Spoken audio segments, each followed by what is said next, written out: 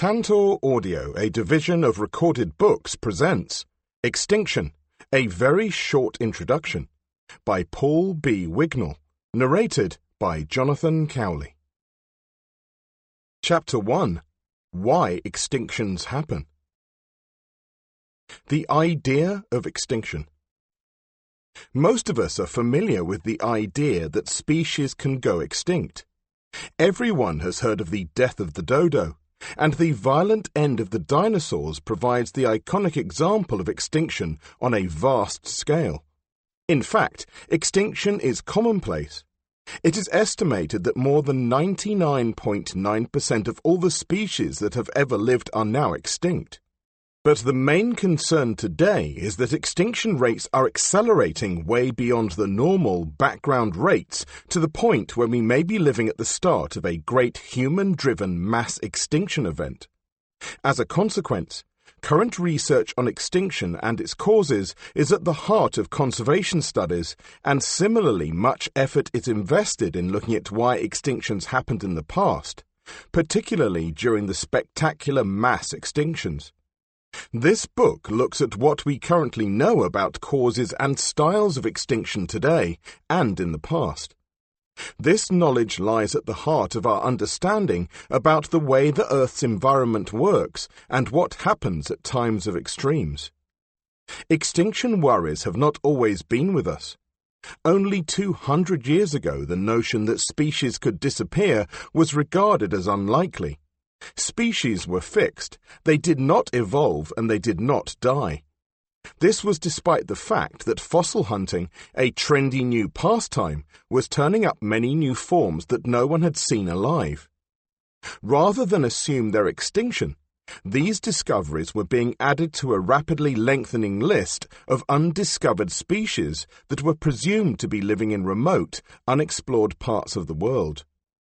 Georges Cuvier, French naturalist and founding father of paleontology, challenged this orthodoxy. In his 1813 work, Essay on the Theory of the Earth, he proposed that the Earth had experienced a series of catastrophes, such as biblical-scale deluges, that had wiped out the incumbent species and replaced them with a whole new set of species. Cuvier's ideas were challenged by many, especially the British geologist Charles Lyell, who favoured much slower, more gradual changes in Earth history. A rich and long debate ensued, but by the mid-19th century, Lyellian gradualism held sway, and extinction, especially the catastrophic episodes favoured by Cuvier, was no longer on the scientific agenda. This, though, was about to change. Darwin's publication of On the Origin of Species in 1859 is justifiably renowned as the birth of evolutionary theory, but less well known is the fact that it also provided a mechanism for extinction. Evolution by natural selection occurs by the accumulation of slight improvements, which gives the evolving species a competitive advantage over existing, unchanged species, particularly those that are closely related and therefore likely to have a similar lifestyle. Thus, for Darwin, the appearance of a new species was seen as bad news for existing species, and, as he put it, extinction of less favoured forms almost inevitably follows. This reasoning stems from Darwin's viewpoint that global diversity has been more or less constant through geological time, because all habitats have an essentially full quota of species, with the result that adding new species to the total inventory is a one-in, one-out process. Over 150 years later, we inevitably have a more nuanced view of how global diversity has changed through time, which shows that there have been periods of rapid increases of species numbers, especially after mass extinctions. But conversely, there are also long intervals of little change, as Darwin originally envisaged. In many ways, Darwin, a Victorian gentleman, was a man of his time who saw long-term progress as both the product of human endeavour and nature's selection process. Thus, he did not think extinction could be caused by environmental changes because such physically driven losses would likely lead to rather random evolutionary trends instead of the long-term improvement of life that he saw. Also, as an adherent of Lyell's gradualist school, he thought it unlikely that any abrupt, Cuvier-style mass extinctions had happened, although he acknowledged that, in special circumstances, multiple extinctions may occur. For example, the sudden immigration of many species into an area could cause losses among the local species. Overall, though, Darwin's view of evolution and extinction was one of inexorable improvement to an essentially constant total pool of species that saw the gradual demise of inferiors in the struggle for existence in favor of species that were higher in the scale of nature. Fast forward to today, and our ideas about the causes of extinction have changed substantially. While Darwin's theory of evolution is of course well established and has stood the test of time, Darwin's dismissal of catastrophic extinction events was still current up to 1980. Such mega crises are now well documented, and they have given life's history a much more random appearance than Darwin ever envisaged. We now know that successful dominant groups, such as the dinosaurs, can disappear and be replaced by obscure animals such as the mammals. Darwin's interspecific competition is still considered a valid process of extinction, but habitat loss is now thought to be much more important. Species-area relationship. In a celebrated series of experiments in the 1960s, Robert MacArthur and E.O. Wilson showed that the number of species found on a series of small islands was related to the area by the following relationship. S equals CAZ, where S is the number of species, C is constant, A is the habitat area where the species live, and Z is the slope of the curve when plotted on a log-log scale. This quantified a long-recognized fact that larger areas tend to have more species present than smaller areas, but it is not as simple as saying double the area, double the species. As the area increases, the rate of addition of new species flattens off, giving a species area curve a convex up appearance.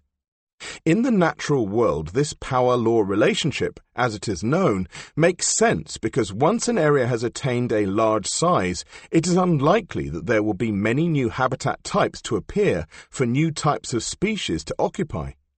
Plotting a species area curve using logarithmic axes produces a straight line with a constant slope, z, which is easily measured. MacArthur and Wilson provided an explanation for the species area effect. They suggested that the number of species present on an island represents a balance between new species arriving, immigrating, either by flying there or as seeds dispersing in the wind, and local species going extinct. The immigration rate is dependent on how far the island is from other islands and the mainland, both of which provide the pool of new species. The rate of extinction is dependent on an island's area, which controls the population size. You can only squeeze so many individuals onto an island. Larger islands can also accommodate more species because they are likely to have a greater diversity of habitats. The smallest islands may just have a few palm trees, as depicted in cartoons of shipwrecked sailors, while large islands may have volcanic uplands as well as coastal forests.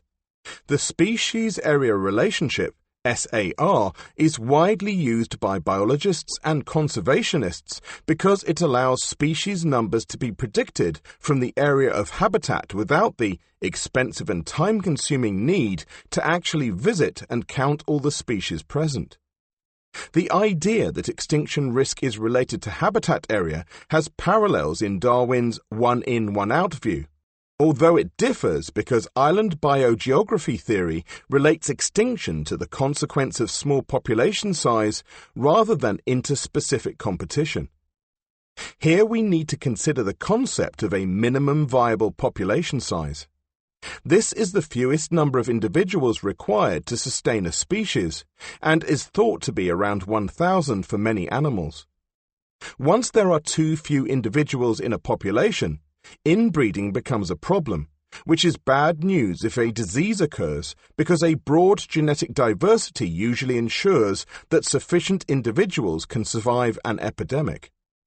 Small local populations are also susceptible to small-scale disasters, like a forest fire or flood, which are of little concern to an abundant species spread over a vast area. A further problem arises for rare species because they will have problems finding a mate, thus lowering their ability to replace any losses with new offspring.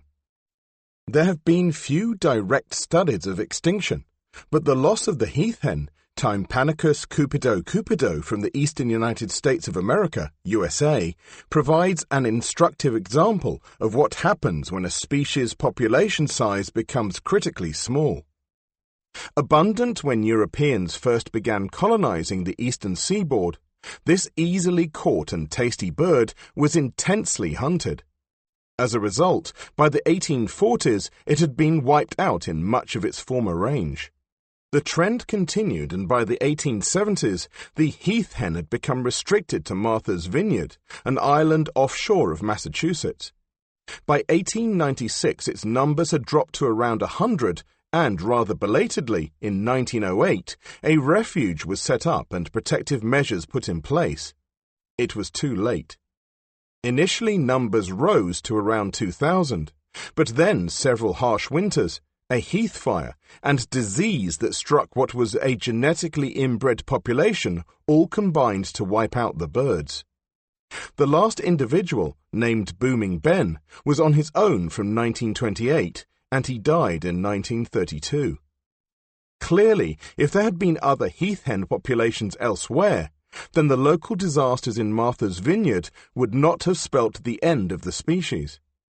While a useful concept when defining endangered species, the minimum viable population size is of limited use in conservation practice, because it is only in hindsight, when a species has gone extinct, that the threshold can be retrospectively judged to have been crossed. Also, conservation efforts show that species can come back from the brink of extinction even when population size is reduced to below 1,000. The North American bald eagle, Haliaeetus leucocephalus, provides a nice example. Its numbers are estimated to have fallen from 500,000 in the early 19th century to around 800 in the 1950s. Today, there are more than 100,000 of them thanks to a ban on hunting, the principal cause of their decline. A similar story of success has played out for the trumpeter swan, also in North America. The key point here is that the rarer a species becomes, the greater its chance of extinction, but it need not be inevitable even when population numbers become very small. The relationship between habitat area, population size, and extinction risk allows those species with a high extinction risk to be identified. Thus, endemic species, defined as those restricted to small areas such as islands, lakes, and rivers, are always at high risk.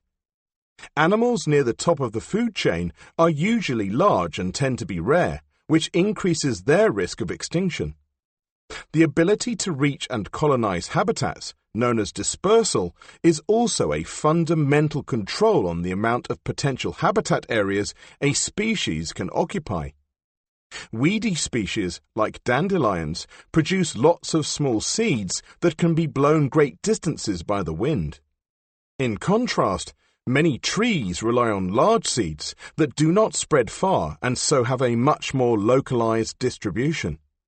The Californian Joshua tree, Yucca brevifolia, is of particular concern because its dispersal speed is thought to be only 1 to 2 meters per year, making it slow to recolonize areas after extirpation, i.e., the local extinction of a species. The Joshua tree is unlikely to cope well with rapid climate change, where rapid migration is required for a species to track its favored climatic belt. Given the array of factors controlling extinction risk, it might be thought that very widespread and abundant species, such as ocean plankton, would be nearly immune to extinction, thanks to their vast populations. However, the fossil record shows us that this is not the case. planktonic species have come and gone despite their enormous oceanic range. This is because the oceans are not as homogeneous and endless as they may appear to us. Factors such as water temperature, stratification, mixing rates, and nutrient supply are all mutable, ensuring that oceanic habitats can disappear just as terrestrial ones can.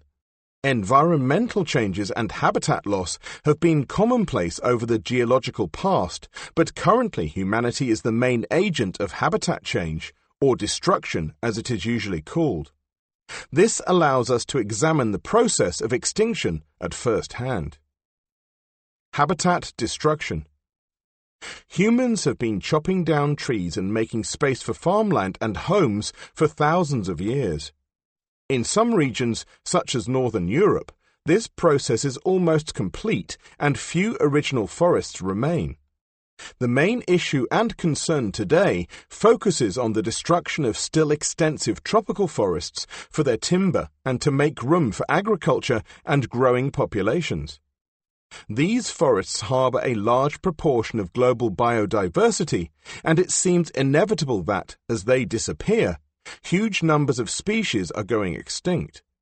However, biologists are rarely if ever present to monitor the losses as loggers do their work, and so most estimates of extinction losses come from application of the SAR. One of the few empirical studies of species loss from deforestation comes from Singapore, because unusually the species diversity was known before the island's forests were chopped down. Today, less than 5% of the original 540 square kilometers of forest remains in a series of small reserves. In total, 28% of the original species have been lost, with birds the worst hit. 2/3 have disappeared, while reptiles and amphibians have been relatively unaffected, with only around 5 to 7% of species lost. Given the scale of the deforestation, these losses do not seem too severe, and are well below the number predicted by the SAR. This may be partly because the destruction has occurred recently and there is a considerable extinction debt still to pay. This concept, also known as extinction lag, considers that there is a delay between loss of habitat and the death of the species that lived there. Individual animals and plants can persist for several years, even though their species is below a viable population size. Survivors are often mature adults who are tougher, with lower mortality rates, than juveniles of the same species, allowing them to live out their life. But the failure of their offspring dooms the species to extinction. For example, the Singapore forests harbour several species of large tree, but with just a few examples of each remaining, they are unlikely to produce future generations. As a result, it is estimated that over the next few decades, the original diversity of Singapore's forest may be reduced by half due to extinction debt. Madagascar provides another example of intense deforestation, although this time we do not know the original diversity. As little as 10% of the original forest cover now remains as small fragments, and even this has not been preserved in pristine condition. This is especially the case at forest margins. These trees experience a different climate to inner forest areas because the environment there is windier, drier, and exposed to greater temperature fluctuations. As a result of these edge effects, which become proportionally more important as forests decrease in size, the remaining true habitat is even smaller than a simple measurement of forest area suggests. Total extinction losses in Madagascar are unknown, but the well-known lemur family has lost 17 species in historical times, with nearly all the remaining 90 or so species considered to be under threat of extinction. The SAR can also be used to predict future extinction losses using estimates of current rates of deforestation and habitat loss. Extinction estimates are typically given for either 2050 or 2100, and they vary widely. Thus, it has been suggested that between 5 and 9% of species in the Amazon may be committed to extinction, a phrase that includes actual extinctions plus the extinction debt effect by 2050. Higher values are obtained when the need for species to shift their distribution due to climate change is also included in calculations. A 2004 study of species losses caused by a combination of habitat destruction and climate change predicted that by 2050, 18 to 35% of all terrestrial species would be extinct, with the larger number being caused by higher levels of assumed global warming. From a 2004 perspective, over 30% of the time to 2050 has now elapsed, and extinction losses have yet to get anywhere near these predicted catastrophic levels. This suggests that using SAR to realistically determine future extinctions may be considerably over-predicting true losses. Alternatively, the severity of the extinction debt may currently be grossly underestimated. Part of the problem, when predicting extinction intensity, is that it is very difficult to account for the proportion of local, endemic versus widespread species. This is illustrated by the muted extinction levels of birds following widespread deforestation in the eastern USA in the 18th and 19th centuries. Only 4 extinctions out of a total diversity of approximately 220 species seem to have occurred. Habitat loss was roughly 50% over this time, although many forests have grown back since, and assuming a z-value of 0.25, a commonly used figure, the SAR predicts that extinction losses should have been 16%, 35 species. The failure to lose 31 extra species may be because the birds have a much broader habitat range than just forests. Even more importantly, nearly all the birds have a much greater range than just the eastern USA. Many of them are also found in the relatively undisturbed forests of Canada, for example, so the intense deforestation only occurred in part of their range. The SAR approach is best used to predict the losses among endemics, but this requires a knowledge of species ranges which is rarely available. Invasive species. As well as changing habitats, humans have also been responsible for both deliberate and inadvertent introduction of alien species into new areas. Occasionally, these immigrants are highly successful, and their impact on native species raises frequent concerns. Invaders are a particular issue for island dwellers because of their small population size and limited habitat areas. Also, island species often lack an innate wariness, making them especially vulnerable to introduced predators. This is particularly the case for many species of Polynesian land snails belonging to the genus Partula, which have disappeared due to the introduction of a predatory snail, Aeoglandinia rosea. The whole story is one of woeful ecological mismanagement. Originally, the giant African land snail was released on the island of Moorea in the hope that it would thrive and provide a food species.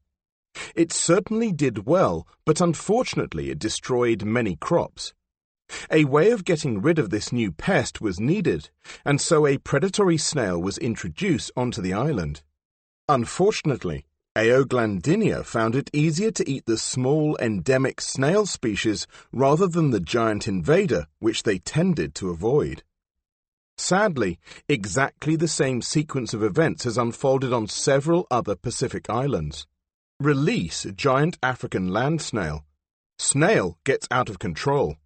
Introduce a predatory snail to kill giant snail. Predator eats local species instead. Endemics go extinct. Giant land snail thrives. The death toll of island snail species is probably in the hundreds. The link between the introduction of a predator and a subsequent extinction is often clear-cut, as in the case of island snails. A survey of recent extinctions among birds, mammals, and reptiles found nearly 150 examples where predation, especially by cats, was the clear cause. Flightless island birds are especially vulnerable for obvious reasons. However, it is not just predators that have been introduced. Many plants have been moved around the world, either as farm crops or just for their ornamental appeal. Rhododendron porticum was introduced into United Kingdom gardens in the 18th century and has gone on to become a major pest, transforming diverse habitats into rhododendron thickets. It has had similar success in New Zealand.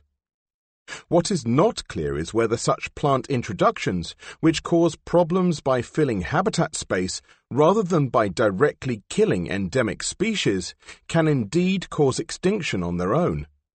The remnants of Madagascan forests are under particular pressure from introduced plant species, for example, suggesting it is of serious, albeit secondary concern compared with the primary issue of ongoing deforestation. It is not just plants and animals that have been moved around. Amphibians are currently suffering all over the world from a fungal infection called chytridiomycosis, which is thought to have been spread by the transportation of frogs in aquariums. The specific vector may have been the African clawed frog Xenopus, which is widely used in medical research and thus traded throughout the world. Many frog species have already gone extinct as a result of the disease, and vastly more are threatened. In some cases, invasive species may be falsely blamed for extinctions. A case in point is the extinction of freshwater unionid bivalves in North American lakes and rivers, which has been attributed to the introduction of European zebra mussels, Dracena polymorpha. These mussels attach themselves to the unionids, prevent them from burrowing and thereby hindering their filter feeding. However, the zebra mussels are a recent invader that only became widespread in the 1990s, and the unionid extinction process has been ongoing since the start of the 20th century. Environmental degradation, such as pollution from fertilizers or the total loss of habitats due to dam building, are probably the key factors, while the role of zebra mussels is likely a late-arriving secondary stress. A similar debate relates to the introduction of the Nile perch, Lates niloticus, a large predatory fish, into East African lakes in the 1950s. This was followed by a rapid demise of numerous endemic cichlid fish species with a much clearer cause and effect timeline, but other factors, such as pollution, may also be important. Hunting and fishing. Even if the Nile perch has enjoyed success by gobbling up endemic cichlids in African lakes, it is now facing its own problems. Its abundance has fallen dramatically in the 21st century. This is due to intense fishing, which, along with hunting, provides one of the most common causes of extinction in recent times. Overexploitation, as it is more generally known, is a species extinction process that has no parallels in nature or in the geological past. Often species are hunted for food, but sometimes the extermination is just for the fun of it. Thus, the famous dodo, Raphus cucullatus, was reportedly unpleasant to eat, but it was very easy to kill. For bored 17th century sailors given shore leave after months afloat, the chance to bludgeon dodos to death with sticks at least provided a sort of entertainment, it seems. The introduction of cats and rats to the island probably did not help. Island-dwelling birds have been especially vulnerable to extinction. It is estimated that the gradual spread of humans across the Pacific Islands over the past 3,500 years has caused the loss of a third, approximately 450, of their species. Island species are clearly the most vulnerable to extinction due to their low population numbers and limited geographic range. However, they are not the only ones to have suffered at the hands of humans. Even some quite widespread species have been wiped out. The Caribbean monk seal, Neomonicus tropicalis, was found throughout the Caribbean, as its name suggests, but it was so intensively hunted for food and oil in the 18th and 19th centuries that it finally disappeared in the 1950s. Probably the most spectacular example of hunting-driven extinction is the elimination of the passenger pigeon, Ectopistes migratorius, in North America. It is estimated that their population may have exceeded 3 billion in the early 19th century, making it the most abundant bird species in the world. Within 100 years, however, they were gone. In 1914, the last individual, Martha, died in her cage in Cincinnati Zoo. That 100 years had seen an orgy of hunting the pigeons for food and sport.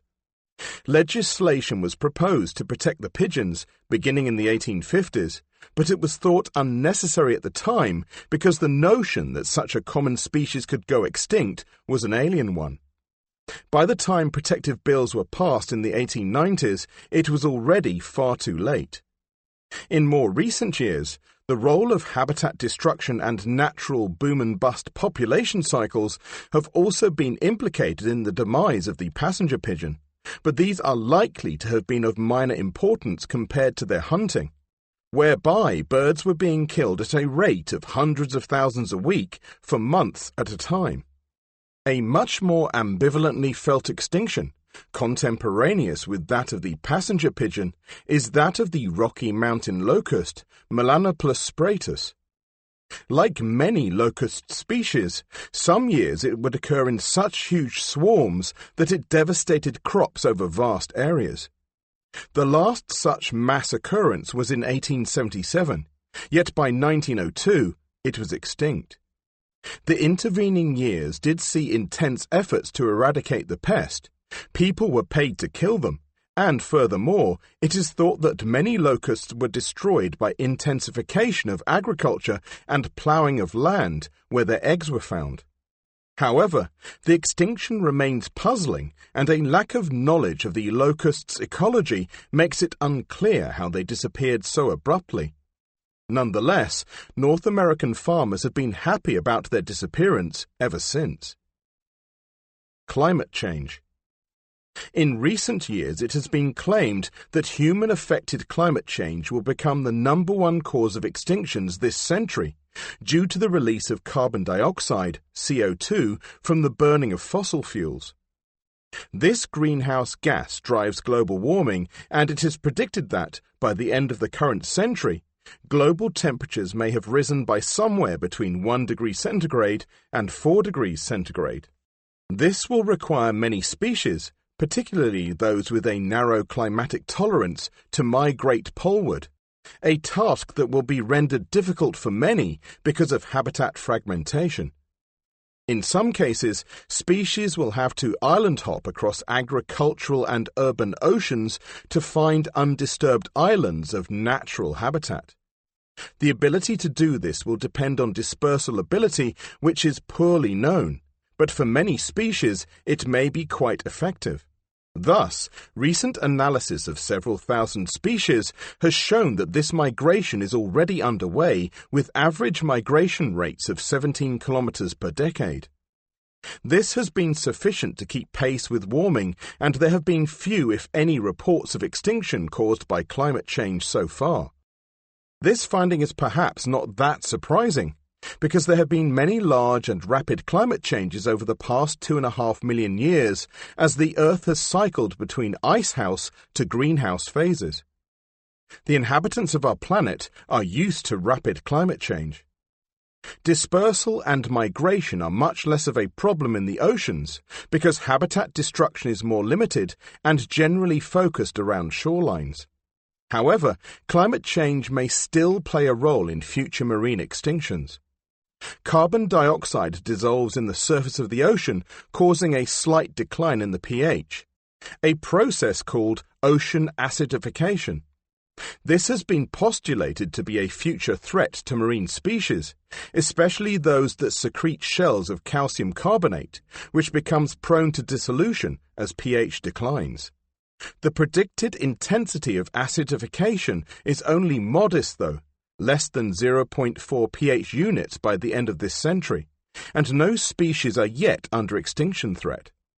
It is in cold waters that ocean acidification will be most intense, because the amount of CO2 that can be dissolved in water increases as temperatures cool, and so polar waters will become the most acidified. The pteropods, a group of planktonic snails abundant in polar waters, are considered particularly at risk, with the Intergovernmental Panel on Climate Change, IPCC, predicting that they will be extinct by 2100. They secrete a tiny skeleton of aragonite, a relatively soluble form of calcium carbonate, a millimetre or so in size, and flap around in surface waters eating plankton. In their turn, the pteropods are eaten by many species, including fish, and they form a key part of polar food chains. Their extinction would have dire consequences for high-latitude fisheries, but 20 years after the first warnings, the pteropods are not yet in peril. Rather than acidification, temperature increase is a more likely cause of stress for many marine species, as shown by the impact of episodes of extreme warmth on tropical reefs. These are constructed by corals which harbour green algae in their tissues, from which they derive nutrients. The algae, called zooxanthellae, die if temperatures approach 30 degrees Celsius, causing the corals to appear bleached. If temperatures return to normal, then the corals can regain their algae, but long-term bleaching is damaging to the health of the corals and reefs in general. Reefs harbour diverse communities, and it is possible that prolonged bleaching episodes will drive some species to extinction as reefs crumble. The fate of modern reefs, like that of many terrestrial habitats, is also tied up with direct action by humans. Many reefs are suffering from overfishing and environmental change caused by pollution and increased runoff of sediment from land caused by deforestation. The direct actions of humans is less obvious in polar latitudes, where increased temperatures are likely to be especially harmful, with these regions being predicted to experience the greatest change. Also, while many habitats will migrate polewards as temperatures rise, the highest latitude habitats will either shrink or disappear entirely. The IPCC has the job of predicting the future climate for policymakers. Ostensibly, they have an easy task because the long-term consequence of greenhouse gas emissions is clearly going to be global warming. This conclusion is supported by experimental data and our knowledge of the many CO2-driven warming episodes in the geological past. In the short term, though, climate change is very hard to understand because of the vagaries and variations of climate and weather on a decadal scale.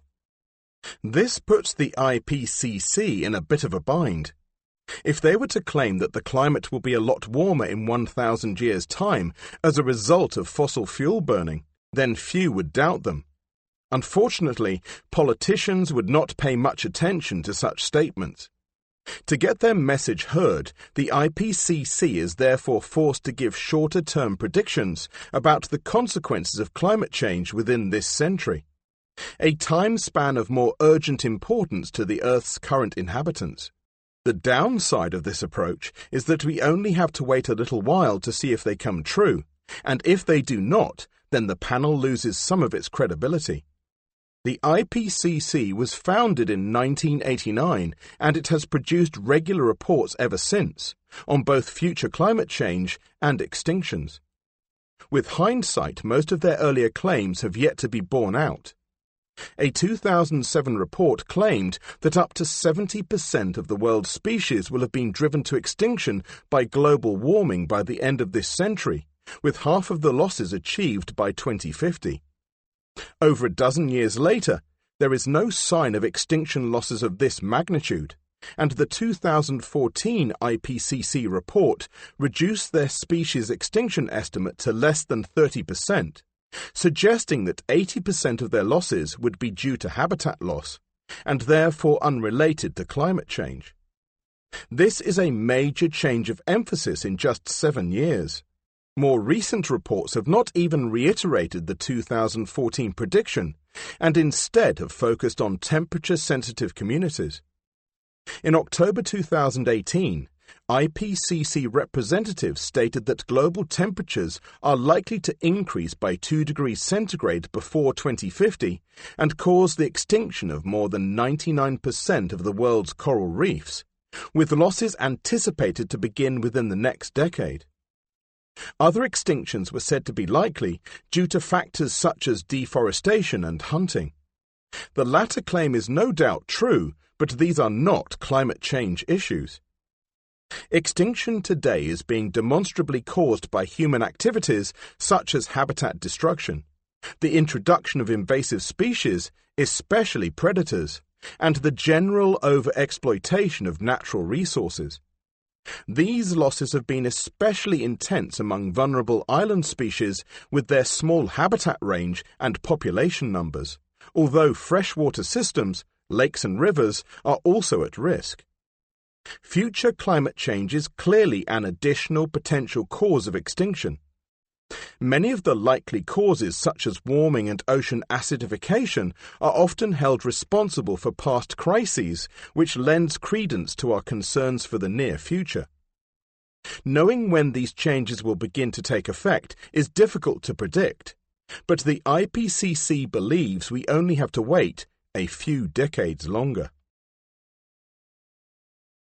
Chapter 2: Extinction Today and Efforts to Stop It. A sixth mass extinction. The fossil record shows that life has experienced 5 major catastrophes known as the Big 5 mass extinctions, and a 6th catastrophe may be underway. This latest crisis is variously called the 6th mass extinction, the Holocene extinction, named after the interval of geological time in which we are living, and the Anthropocene mass extinction, named after a newly proposed interval spanning the last few centuries when humans' environmental impact has been at its most intense. The mass extinctions of the past were geologically short-lived, intense crises that affected animals and plants in all environments on both land and sea. They removed the dominant and abundant species in an environment, often called the incumbents, e.g. the dinosaurs, and left an ecological void to be filled by groups that were often rare or insignificant beforehand, such as the mammals before the dinosaurs. Uniquely, the Big 5 also saw the collapse of the base of the food chain in the oceans and the extinction of many planktonic groups. The current extinction crisis does not yet have any of these attributes. Losses have not even begun to approach those which occurred during the mass extinctions. Neither are the current extinction losses seen across the complete spectrum of environments. There is no extinction crisis in the deep ocean, for example, and photosynthesizing plankton remain in robust health. Instead, the observed species losses are mostly concentrated among large-bodied terrestrial vertebrates with small populations. The International Union for the Conservation of Nature, IUCN, a conservation body dedicated to monitoring and preserving diversity, maintains a red list of endangered species and also those that have recently gone extinct. This shows that there have been around 1,200 recorded extinctions in the past few hundred years, with most losses found among island faunas. Common species have fared much better, with occasional exceptions like the passenger pigeon.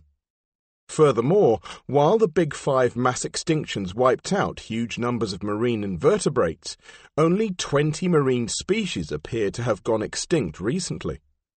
In many regards, the claim for a 6th mass extinction fails to meet the criteria that define this term, because extinction losses so far have been minor and highly selective. Nonetheless, current extinction rates may be comparable, suggesting that we may be witnessing the start of a mass extinction episode. Normal levels of extinction, known as the background rate, are usually stated to be between 0.1 and 1 species extinction per 10,000 species every 100 years, which can also be stated as an extinction rate of 0.1 to 1.0 species extinction per million species per year, a metric known as E/MSY. These estimates are calculated from fossil data on extinctions among marine invertebrates, which are generally widespread and abundant. These factors are likely to have reduced the extinction risk, and so the rates derived from marine invertebrate data may be on the low side. Many terrestrial animal groups in particular seem to have higher extinction rates than the invertebrates. Thus, background rates for mammals over the past few million years is 1.8 E/MSY. It is important to bear this number in mind because the current extinction rate for mammals is among the best known, and so it provides the best comparison with past rates. Since the year 1500, mammal extinction rates have averaged 14 E/MSY based on IUCN data, which is clearly significantly elevated above background. Furthermore, most of the losses have occurred in the past 2 centuries, and since 1900, the rates have risen to 28 E/MYR. Similar rate increases are seen among other vertebrate groups, and these data provide us with clear evidence that there is an ongoing and severe extinction crisis. Whether a mass extinction epithet is appropriate is a moot point, though, because these losses are just among terrestrial vertebrates. Our lack of information on the fate of other groups makes it difficult to know if the extinction crisis is more widespread. For example, terrestrial biodiversity is dominated by the insects, and yet we have little idea of their extinction losses, except for within the best-known groups like moths and butterflies, and they too have high extinction rates like the mammals. Extinction rates may be even higher than estimates suggest because they are based on observations of animals that are either large and therefore easy to survey or otherwise clearly visible, like birds and butterflies. We know relatively little about the fates of small, rare and obscure species. It is estimated that only 1/3 of the total number of species on the planet have been described, with many of the unknown ones being hard to find because they are rare and/or have small geographic ranges. These are precisely the attributes that make a species prone to extinction, and so it is probable that actual extinction rates, when including unobserved species, are much higher than we realize. An alternative to reliance on the incomplete IUCN lists is to calculate extinction rates using the SAR and known habitat loss. This approach suggests we are losing between 11,000 to 58,000 species annually, and it produces much higher estimates of current extinction rates, somewhere between 1,000 and 10,000 times the background rate. So are the current extinction rates, however poorly they are constrained, comparable with those of the past? This question is not very relevant to our understanding of the modern crisis because of its unique nature, and although it is often asked, the truthful answer is that we have little idea. Here's why. Extinction rate calculations vary enormously depending on how long an extinction interval is thought to have lasted, and so there are no reliable E/MSY for past mass extinctions. For example, up until the early 1990s, the Permian-Triassic mass extinction, the greatest crisis of the fossil record, was generally thought to have been spread over many millions of years. However, more recent research indicates it occurred over a much shorter duration. Even so, current estimates range from 30,000 to 200,000 years. With such a broad range of extinction times to choose from, calculated extinction rates vary enormously. In another example, a recent study compared modern extinction rates with those during the mass extinction 66 million years ago that eliminated the dinosaurs. This suggested that current diversity losses may be up to 18,000 faster. This is an impressive figure, but it was achieved by assuming that the dinosaurs' demise was spread over somewhere between 0.5 and 2.75 million years. This is a strange choice of time range. It is much more likely that the losses happened within just a few months and years of a giant meteorite impact in Mexico, making it an interval characterized by the highest extinction rates ever known, certainly vastly greater than those today. There is also an apples and oranges style problem when comparing ancient and modern extinctions. Past mass extinction data are dominated by marine losses, supplemented with less well-known terrestrial losses, whereas modern data are almost entirely based on terrestrial extinctions because most of the losses seem to be happening on land. So it is hard to quantify and compare rates and styles of extinction between those in the past and those in the present. With historical extinctions, we have a relatively good handle on the time frame, but many species losses are unrecorded, whereas while past extinctions among, for example, shelly marine invertebrates are well known, the time span of the extinctions is not. Terrestrial conservation. Whatever epithet is applied to the current extinction crisis, there is no doubt that global biodiversity is under severe threat from human action. A variety of distinct conservation approaches seek to stem these losses, and many schemes have been underway for decades. Some have met with modest successes. Eradicating invasive species, especially cats and rats on small islands, has been particularly beneficial for endemic species and is a relatively small-scale and cheap conservation approach. On the whole, conservationists are facing a rising tide.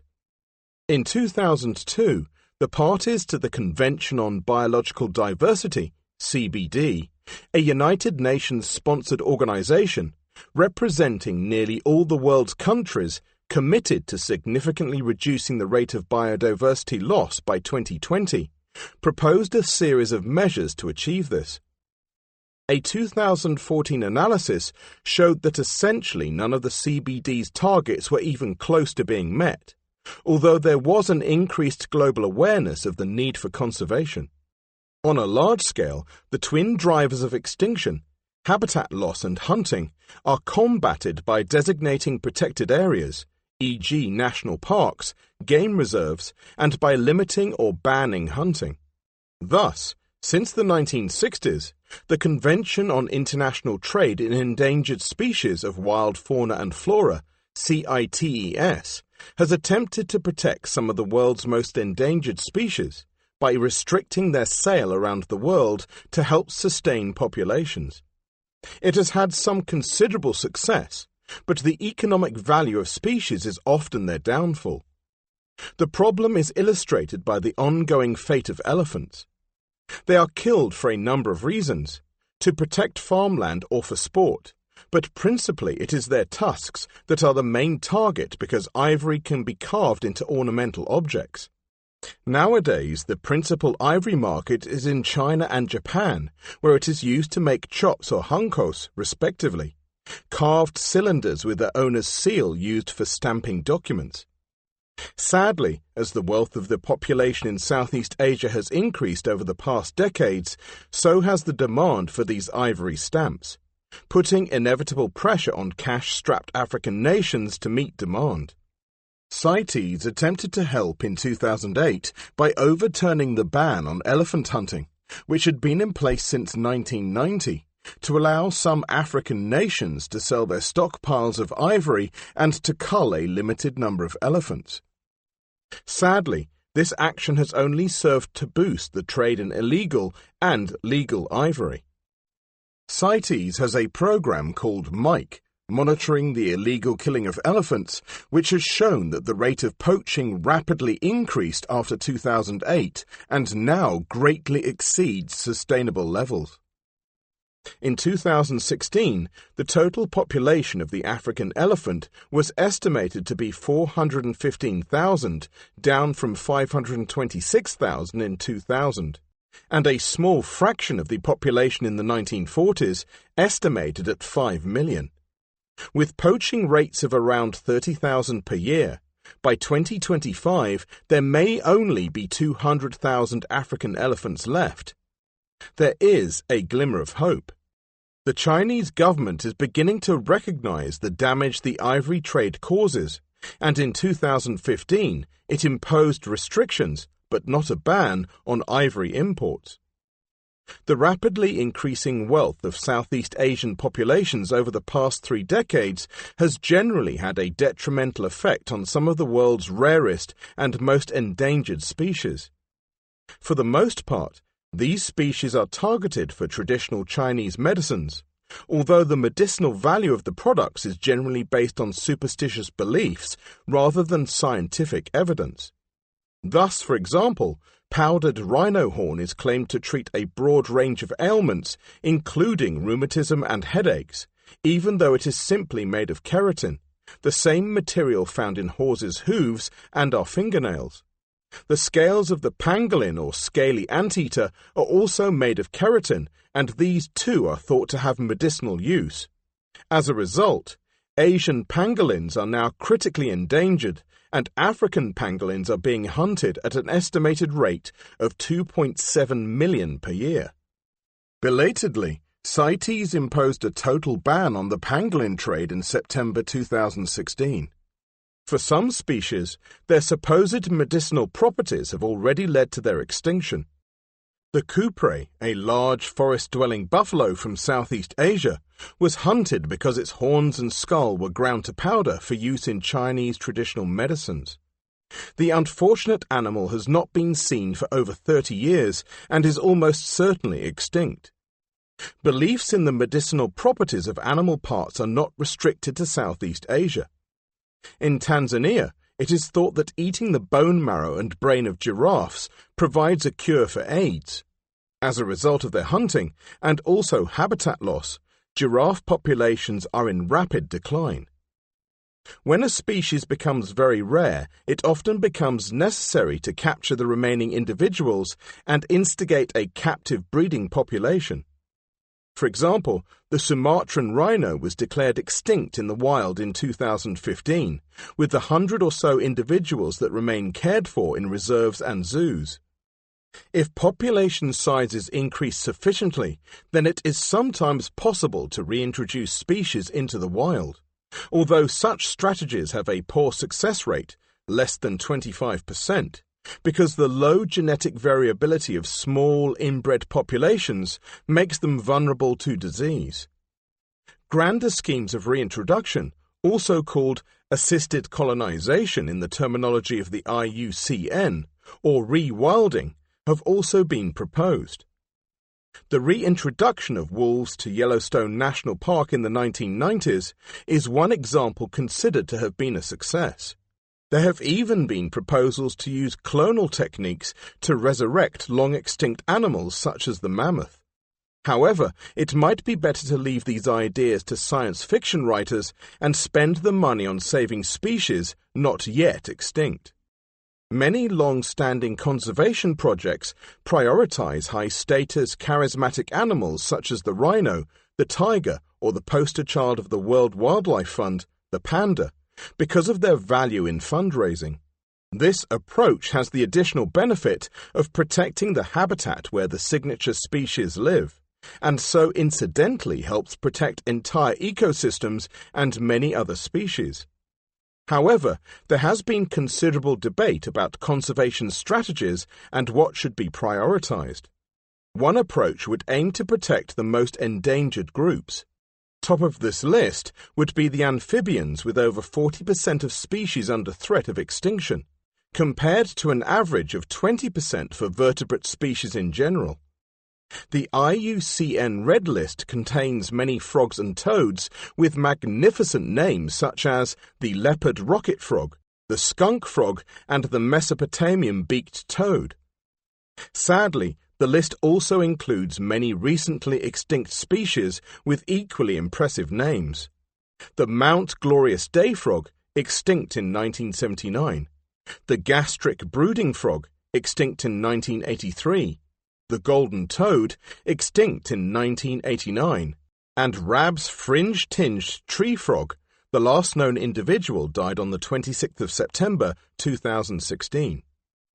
Globally, amphibian populations are suffering from a fungal infection, but the main cause of their decline is habitat destruction, and their conservation requires the establishment of numerous protected reserves. An alternative conservation approach involves focusing efforts on protecting unusual species and those with no close living relatives. This idea is pursued by the Edge of Existence program launched by the Zoological Society of London in 2007. EDGE is an acronym for Evolutionarily Distinct and Globally Endangered. The Solenodon, an insectivorous mammal found in Cuba, is a typical example of an EDGE species. It is very similar to the primitive mammals that were around at the time of dinosaurs and has no close relatives. It thus represents a very long and lonely branch of the mammalian evolutionary tree. Rather than target individual species, some conservationists suggest focusing efforts on biodiversity hotspots, the places with the most species to lose. These include Central American rainforests, the northern Andes, especially for plants, South Africa, also for plants, the Amazon rainforest, especially for amphibians, and the forests of New Guinea and the Philippines. To an extent, these conservation strategies have overlapping aims and targets. In a nutshell, it could be called the frogs and forests approach, but there is also a conflicting strategy that has grown out of the field of climate modeling. Global warming will require species to migrate to higher latitudes to keep pace with their optimum conditions. Similar habitat tracking has happened many times during the glacial and interglacial cycles of the past 2 million years. But the growth of agricultural land and urbanization will make this process more difficult. So it has been suggested that migration corridors be established. The focus has been in North America because it already has a relatively high density of protected land, with a proposal for the creation of a Yellowstone to Yukon corridor. Such an ambitious scheme would be difficult to achieve for both legal reasons, a lot of privately owned land would need to be requisitioned, and the enormous expense. Many conservationists have questioned the value of such approaches. Much of the world's biodiversity is found in tropical areas which, climate modeling shows, are expected to experience only modest global warming, 1 to 2 degrees centigrade by 2100, whereas the greatest temperature increases are likely to occur in high northern latitudes, 6 to 7 degrees Celsius by 2100, where biodiversity is very low. It is therefore a moot point whether connectedness is a serious issue when the main cause of extinctions is habitat destruction and hunting in the tropics. Estimates of future species losses in the 21st century generally suggest that fewer than 10% of extinctions will be due to climate change. Even the IPCC's 2014 assessment acknowledges that 80% of future losses will be due to land use change, with the remainder due to a combination of this and climate change. Marine conservation. Compared with terrestrial extinctions, the losses in the marine world have been much less severe. This observation can be viewed optimistically. Maybe marine species are much less prone to extinction, or pessimistically, the extinctions have yet to come. There is no doubt that marine species have an advantage compared to land-tied ones because, with a few exceptions, such as mangrove swamps and reefs, true destruction of marine habitats is near impossible. There is no ocean equivalent of deforestation and urbanization. Also, many marine species have a much broader geographic range than terrestrial species, a good insurance against extinction, and their migration is unhindered by farmland and cities. This is true both for fish, which actively swim, and sedentary bottom-living species, the benthos, which frequently have planktonic larvae that disperse over vast distances. Despite factors that favor survival of marine species, there is a clear need for marine conservation, because overfishing has major economic consequences, and for many people, it is an essential part of their livelihood. It is estimated that at least 100 million people rely on subsistence fishing for a living. Also, overexploitation has placed many species on the endangered list, particularly those that are slow-growing, e.g. turtles, whales, or those with limited geographic range, e.g. some dolphins. Some species are being inadvertently endangered because they become ensnared in fishing nets and lines, e.g. dolphins, albatrosses, even though they are not directly targeted. For some of these bycatch species, extinction is probably just around the corner. The vaquita porpoise, Phocina sinus, is a typical example. It is restricted to the Gulf of California, where it is accidentally killed in the gill nets used to catch the totoaba fish. As an aside, the totoabas are also endangered, but they are nonetheless still being intensively fished for their swim bladder, used in Chinese cuisine because it is thought to have medicinal properties. Restrictions on totoaba fishing have been put in place, but they are weakly enforced, and the vaquita population has consequently plummeted from 300 in 2011 to fewer than 30 in 2017. Plans are afoot to use specially trained dolphins to find the last remaining vaquita so that they can be captured and their numbers increased in captivity. A similar fate is also playing out for the Maui dolphin, Cephalorhynchus hectori maui, found in the waters around North Island, New Zealand.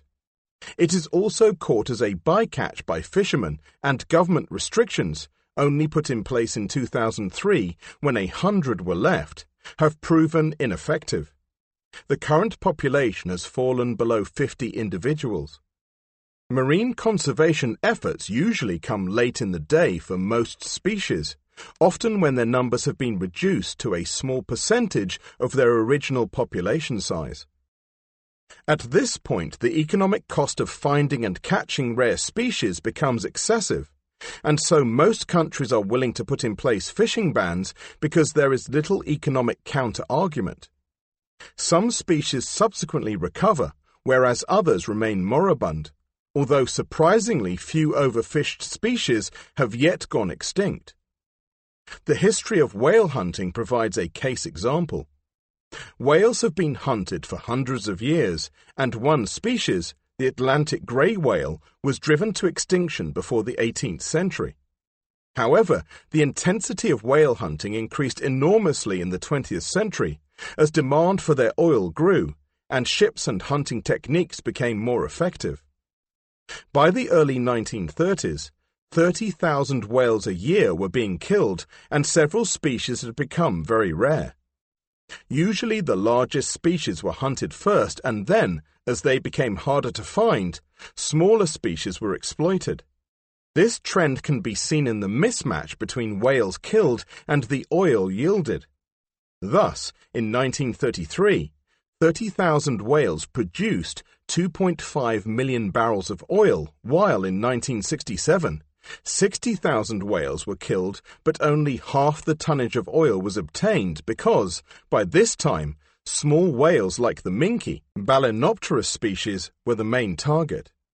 Efforts at conserving whale stocks began in the 1930s, when the League of Nations imposed a ban on hunting some of the rarest species, although making little effort in enforcement. The International Whaling Commission, IWC, was set up in 1946 with the aim of making hunting more sustainable, but it was met with little success or enthusiasm.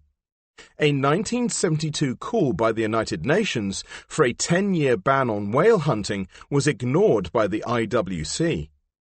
However, by this time, numbers were so low that the whaling industry had essentially self-destructed. Only Japan and the USSR still had ocean-going whaling fleets by 1980. Furthermore, whale oil substitutes made from petroleum were being widely used, weakening the commercial value of whales. By 1982, there was little economic reason to oppose the complete ban on whaling proposed by the IWC. This was enacted in 1986 and has been in place ever since, although Japan and a few other countries still hunt a few whales, ostensibly for scientific investigation. Over 30 years later, the benefits of the ban are seen in the growing populations. Humpback whales, Megathera novae anglii, reduced to a few hundred in the 1950s, now number in the tens of thousands. Other species have been much slower to recover, probably because of extreme rarity and slow reproduction rates. The blue whale, Balanoptera musculus population, had been reduced to a few hundred individuals, but it has increased at a rate of a few percent a year to around 15,000 in 2016. The story of whale hunting is being reenacted today in the tuna industry. Tuna are large, fast-swimming fish found throughout the world's oceans, where they are important top predators. Globally, tuna fishing is thought to be worth £29 billion, and most fishing is considered to be unsustainable, i.e., populations are in decline. As with whales, the larger species were initially the main targets, with the result that their populations are the most depleted. Thus, the Pacific bluefin, Tunus orientalis population has shrunk to 3% of the pre-fishing population, and is listed as threatened with extinction by the IUCN. In contrast, the much smaller skipjack tuna, Katsuwonus palamis, is globally distributed and not considered under threat at the moment, even though nearly 3 million tons are landed each year. Tuna currently lack an equivalent to the IWC. Instead, there are organizations with a regional remit, like the International Commission for the Conservation of Atlantic Tuna, which sets unenforced limits on catches. The Inter-American Tropical Tuna Commission has made some minor but more successful attempts to close some fishing areas and impose quotas on the nations such as Japan, which harvest the lion's share of the ocean's tuna. Tuna fishing has currently reached the situation seen with the mid-20th century whaling industry. Large species have become very rare, while small species are not yet threatened. The fishing industry in general grew rapidly in the latter half of the 20th century, and by 1996, total landings were 130 million tons. Since the start of the 21st century, this number has been falling. It was 109 million tons in 2016, a clear indication that fishing intensity is unsustainable. There has also been a change which has seen fishing expand to progressively deeper levels. Commercial fishing today extends down to a depth of nearly 1.5 kilometers, because shallower stocks have become severely depleted in many regions. A spectacular example of what overfishing can do was seen in the Grand Banks fishery on Canada's east coast.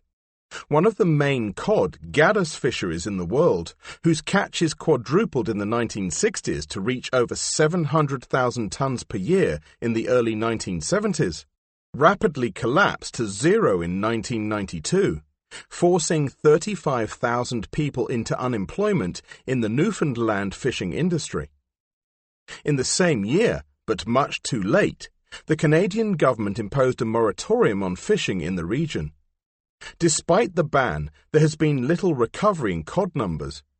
It appears a fundamental change has occurred in the ecosystem, one that no longer allows cod to thrive. Governmental efforts to maintain fishing stocks have met with variable success. One of the most effective has been the Sustainable Fisheries Act passed by the US government in 1996. This introduced measures such as closure of fishing grounds and scientific monitoring to maintain fishing at sustainable levels. The result has seen commercial landings remain stable along with the number of people employed in the US fishing industry. In contrast, the European Union's EU fisheries policy has failed to follow scientific advice on sustainable fishing levels, with the result that landings have declined 21% between 2000 and 2015, with a concomitant decline in the size of the EU fishing fleet.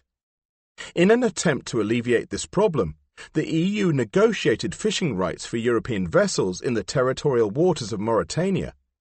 By paying compensation of €59 million a year, EU vessels are allowed to catch 280,000 tons per year, an amount considered, however, to be unsustainable by activist groups like Greenpeace. The EU calls the practice a sustainable fisheries partnership, while Mauritanian fishermen probably use a different phrase.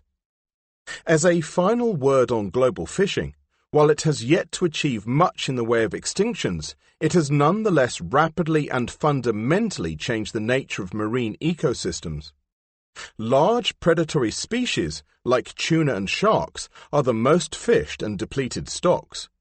As a result, marine food webs have been fundamentally altered in the past 100 years in a way that has no parallels in the geological past.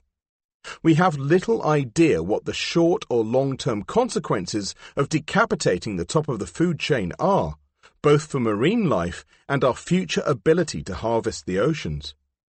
In contrast to the rest of the marine realm, the conservation problems of reefs are much more akin to those of terrestrial habitats because they represent an environment that can be destroyed. The main threats come from overfishing, acidification, coral bleaching during warm years, and siltation due to sediment runoff from the surrounding land, often caused by deforestation. Pollution, caused by influx of nutrients from adjacent farmland, is also a serious problem for the health of reefs because they are generally found in waters with very low nutrient supply. Many species of coral symbiotically farm photosynthetic algae that supplements their diet and allows them to grow in low nutrient conditions. However, they get outcompeted by the growth of seaweed if nutrient levels increase. Added to these issues, many reef species have limited geographic range, making them vulnerable to extinction if their habitat is changed. Some have suggested that a quarter of the world's coral species may disappear by 2050 due to these various causes, while a recent IPCC report claimed global warming will wipe out all the world's reefs by 2050. Protecting and conserving the world's reefs is clearly a major challenge, and if they are vulnerable to global warming, then there may be little that can be done. More direct causes of damage, such as intense fishing, can be alleviated by designating no fishing areas. This allows spawning to occur unhindered and restocking of adjacent areas with fish, a sustainable solution to the benefit of subsistence fishing industries that characterize many of the areas where reefs occur. Chapter 3: Extinction in the Past. Reading the record. The majority of fossil species are no longer living, thereby providing ample evidence that extinction is a frequent phenomenon. However, before we assess the patterns and processes of extinction, it is important that the imperfections of the fossil record are understood. The most obvious bias is the preferential fossilization of hard parts, bones and shells, while soft parts are rarely found. Thus, shelled organisms, like mollusks, have an exceptionally good fossil record, whereas entirely soft-bodied organisms, such as worms, do not, ensuring that the former have an apparently more continuous time range. Equally important, sedimentary rocks do not provide a continuous record of geological time because they contain surfaces that represent periods when sediment was not deposited. Thus, the history of life is full of hiatuses, and the range of most species typically consists of a series of intermittent occurrences. Darwin, in his Origin of Species, was the first to recognize the importance of this phenomenon and how it may cause extinctions to apparently cluster at certain horizons in the fossil record. These represent levels with a lot of time missing during which many species disappeared. Thus, an apparent mass extinction can actually be caused by prolonged time gaps in the fossil record. This problem is generally at its worst for terrestrial and shallow marine rock successions because they tend to be very gappy. It is much less of an issue for deep marine sedimentary rocks because they accumulate more continuously. While time gaps can create apparently abrupt extinctions, the poor fossil record of rarer species can conversely create an apparently gradual extinction, when in truth there is an abrupt mass extinction. This phenomenon has been named the Wignall effect, after two paleontologists who first highlighted the issue, or sometimes it is called the less pleasant-sounding back-smearing effect. It is caused because the last/youngest fossil found is very unlikely to have been the last individual to have lived. Thus, apparent/observed extinction occurs earlier than the true extinction. This is especially so for uncommon fossils, which tend to have a very patchy occurrence. We can see this in our understanding of dinosaur extinction and its relationship to a meteorite impact in Mexico at the end of the Cretaceous. Dinosaurs are rarely found as fossils, and the youngest examples come from below the level of impact. There are no dinosaur bones known to be sprinkled in meteorite dust. Thus, during the 1980s, many paleontologists claimed that the demise of the dinosaurs had nothing to do with a meteorite because they had already faded away and were on the point of extinction before the impact.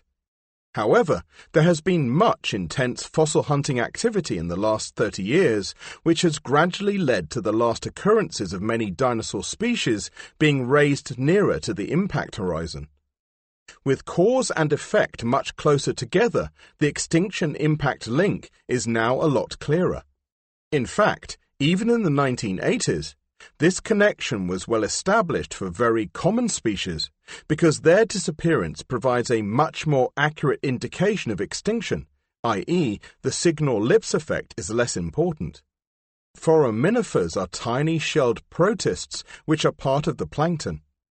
Their name is usually shortened to forum, and they have offered the best fossil record in the late Cretaceous because their shells occur in prolific abundance in deep marine sedimentary rocks. At the end of the Cretaceous, nearly all forum species abruptly disappear at the impact level, a sure sign that the extinction was abrupt. Extinction through time. Despite the less than perfect nature of the fossil record, it still provides a unique window on the history of life, and this reveals that there have been dramatic fluctuations in extinction intensities since complex life, metazoans, evolved around 600 million years ago. Our best understanding of these trends has come from database compilations taken from the paleontological literature. Jack Sepkoski of the University of Chicago was the first to attempt this in a detailed way in the early 1980s, and he spent many years in libraries reading paleontological literature and noting the occurrences of fossils through time. He compiled this information to produce a series of highly informative charts showing both diversity and extinction rates since the start of the Cambrian period 541 million years ago. Sepkoski's initial range data were for marine families, and later he enlarged his database with a compilation of marine genera. Sepkoski had to compromise at this taxonomic level because it would have been a vast undertaking to compile a species database. In any case, it took him many years of work just to get the family and generic data. In fact, there is little point in compiling species extinctions because the quality, patchiness of species occurrence is much worse than for genera. Many species are often only found in a single location, giving the impression that they appear and disappear, i.e. become extinct, at a moment in time. Such single-point occurrences, as they are known, are caused by the imperfect nature of the fossil record. Genera consist of several species, and so they have a greater chance of turning up as fossils, ensuring that their range through time is better known. Despite the lack of information, it is still possible to evaluate species extinction percentages. These values have usually been calculated using generic extinction data and graphs that show the number of species versus the number of genera or families going extinct. These plots are based on the hierarchy of the classification system we use for organisms. Species are assigned to genera. These in turn belong to families, they to orders, and so on. As a result, there are many species, fewer genera, and even fewer families. This means that if one species goes extinct, then there is a good chance that its genus will still survive because there will be other species belonging to the same genus. In contrast, if 1,000 species go extinct, then many genera are likely to die too. Thus, an extinction of 60% genera is shown to require a species extinction of 95%. There is a slight problem with this approach because it assumes that species extinctions are random, and this is unlikely to be the case. Genera are groups of closely related species that usually have similar ecologies. Thus, if a species goes extinct due, say, to some harmful environmental change, then the other species within the same genus are also likely to have been affected. Reports of species extinction rates calculated from generic or family datasets, therefore, have to assume that the losses are random rather than focused on ecologically similar groups. Another issue with calculating extinction rates that Sepkoski had to face was the time intervals that he chose to group his data into. Nowadays, these intervals are known as time bins. Geological time is divided into periods, such as the Jurassic and the Cretaceous, but these last too long. Their duration spans from 27 to 79 million years in length to be used as time bins. Periods are subdivided into epochs, then stages, which are in turn divided into zones. There are 84 stages, with an average duration of 6.4 million years and hundreds of zones. Compiling fossil occurrences by zone would potentially produce a high time resolution dataset, but many fossiliferous horizons are not dated to a zonal level. Sepkoski's curves therefore show extinctions per stage, a reasonable compromise and probably the best resolution that can be achieved with our current knowledge of the fossil record. Maybe in several hundred years' time, after a lot of paleontological effort, it will be possible to plot charts showing species extinctions per zone. Sepkoski's graph clearly showed that extinction rates have varied enormously over time, with the big five mass extinctions standing out as peaks. Grouping extinction rates of each stage in a ranked order reveals that the mass extinctions are part of a continuum. They do not form a distinct group or, put another way, as well as the big five, there are a lot of lesser extinction crises that gradually grade into the background extinction intensities. This is interesting, but by far the most controversial and extraordinary claim to arise from Sepkoski's original study was the suggestion that extinction rates over the past 300 million years show a repeating pattern, a periodicity of 26 million years. There is some justification for this idea. Extinction peaks in this interval seem to show a reasonably regular spacing, although they certainly differ in magnitude. For example, the peak following the end Cretaceous mass extinction 66 million years ago is rather small. There is no conceivable earthbound mechanism that can produce an extinction periodicity, and so a range of extraterrestrial causes have been suggested, most of which involved periodic bombardments by comets or meteorites. Such ideas were in vogue at the time they were proposed in the mid-1980s, because this was only a few years after meteorite impact evidence at the end of the Cretaceous was discovered. A typical suggestion invoked an invisible dark star, called Nemesis, orbiting beyond the outermost planets of the solar system. Every 26 million years it disturbed the Oort cloud, a belt of icy debris in the outer reaches of the solar system, thought to be the source of comets, causing the Earth to be bombarded. Such ideas gained enormous media attention, and it could be argued they have inspired a whole series of Hollywood movies about giant impacts, but they have not generally been accepted in the scientific community, primarily because more recent research has degraded the 26 million year pattern. Extinction events seem much more randomly spaced than originally thought. In the 1980s, the mass extinction dates were not known with accuracy, but there have since been considerable improvements in the technique of radiometric dating. This uses the fact that unstable atoms like uranium and potassium decay at a known rate, which allows the age at which some rocks form, typically volcanic ones, to be calculated. With improvements in measurement precision, it is now possible to achieve accurate dates for rocks as much as 300 million years old. For example, in the 1980s, the Permo-Triassic P-TR mass extinction was thought to have happened around 248 million years ago, plus or minus several million years either way.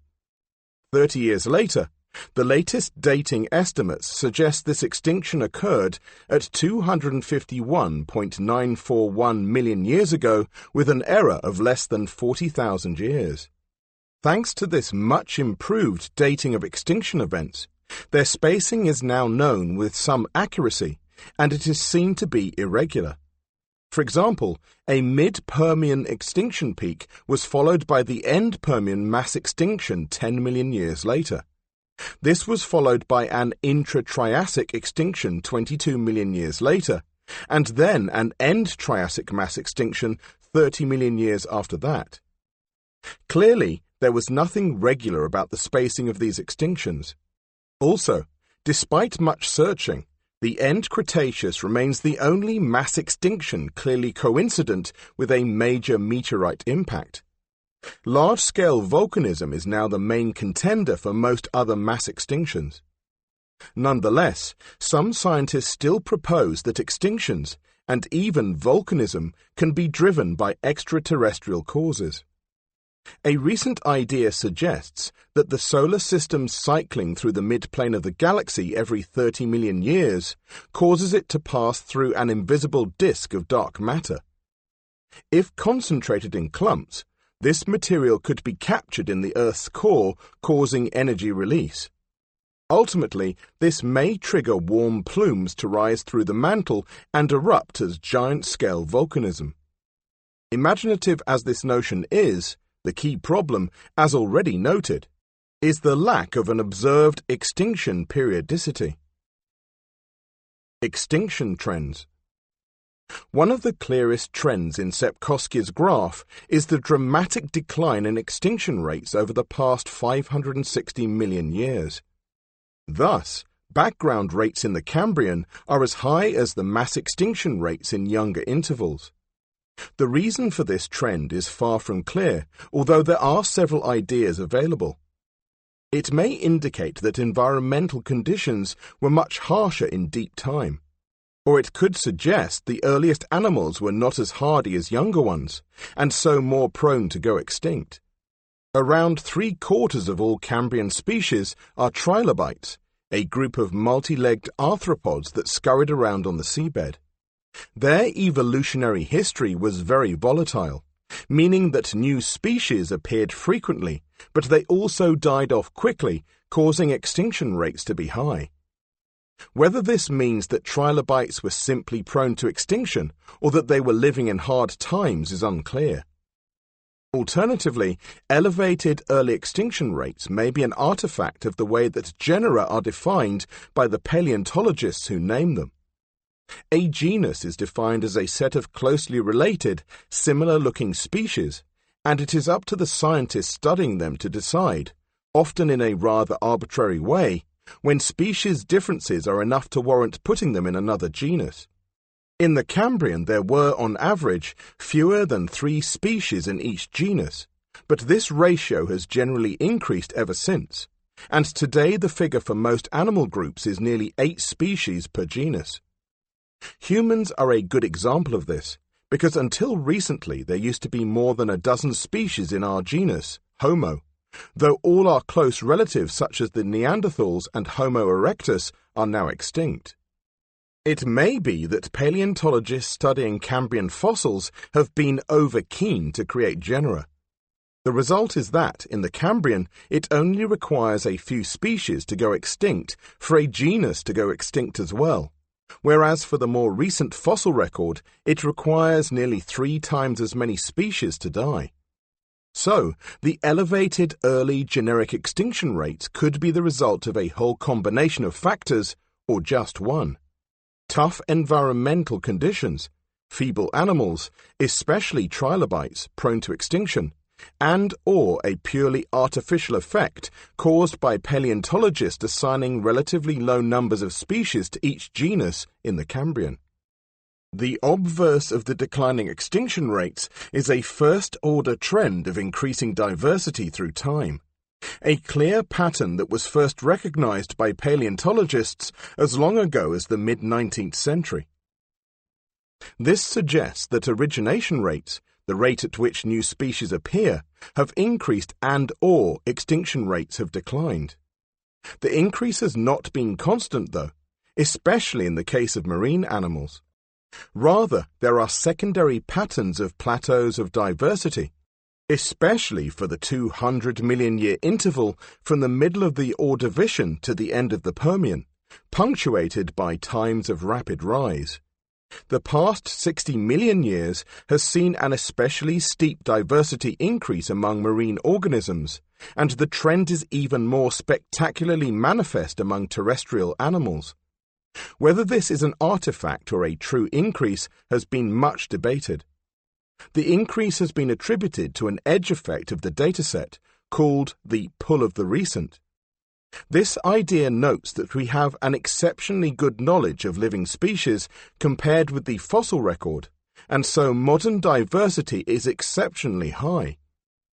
As a result, species found as fossils are more likely to be recognized as a living species the nearer they are in age to the present day, thereby extending species ranges and causing diversity to apparently increase quickly. Conversely, extinction rates decline as the present day is approached. The significance of the pull of the recent has been evaluated by studying bivalve mollusks, i.e. clams such as cockles, mussels, and oysters. This group has a thick shell, and they live in marine sediments, both factors that ensure they have a good fossil record. So good, in fact, that the record of bivalve genera in the lead-up to the present day is 95% complete. And so the pull of the recent only accounts for 5% of the observed bivalve diversity increase in the past 60 million years. This and similar studies of well-preserved groups indicates that, while the pull of the recent undoubtedly occurs, the rapid diversity increase is a real phenomenon. Life really has been getting more diverse over the past 60 million years. Evaluating the patterns shown in extinction and diversity graphs underpins our ability to understand the causes of the observed trends. One of the key debates has been whether the history of global diversity shows a pattern of unconstrained expansion punctuated by mass extinctions, or whether, in between these crises, diversity is density dependent. This term means that, as the number of species increases, extinction rates increase due to increasing competition among species as environments fill up.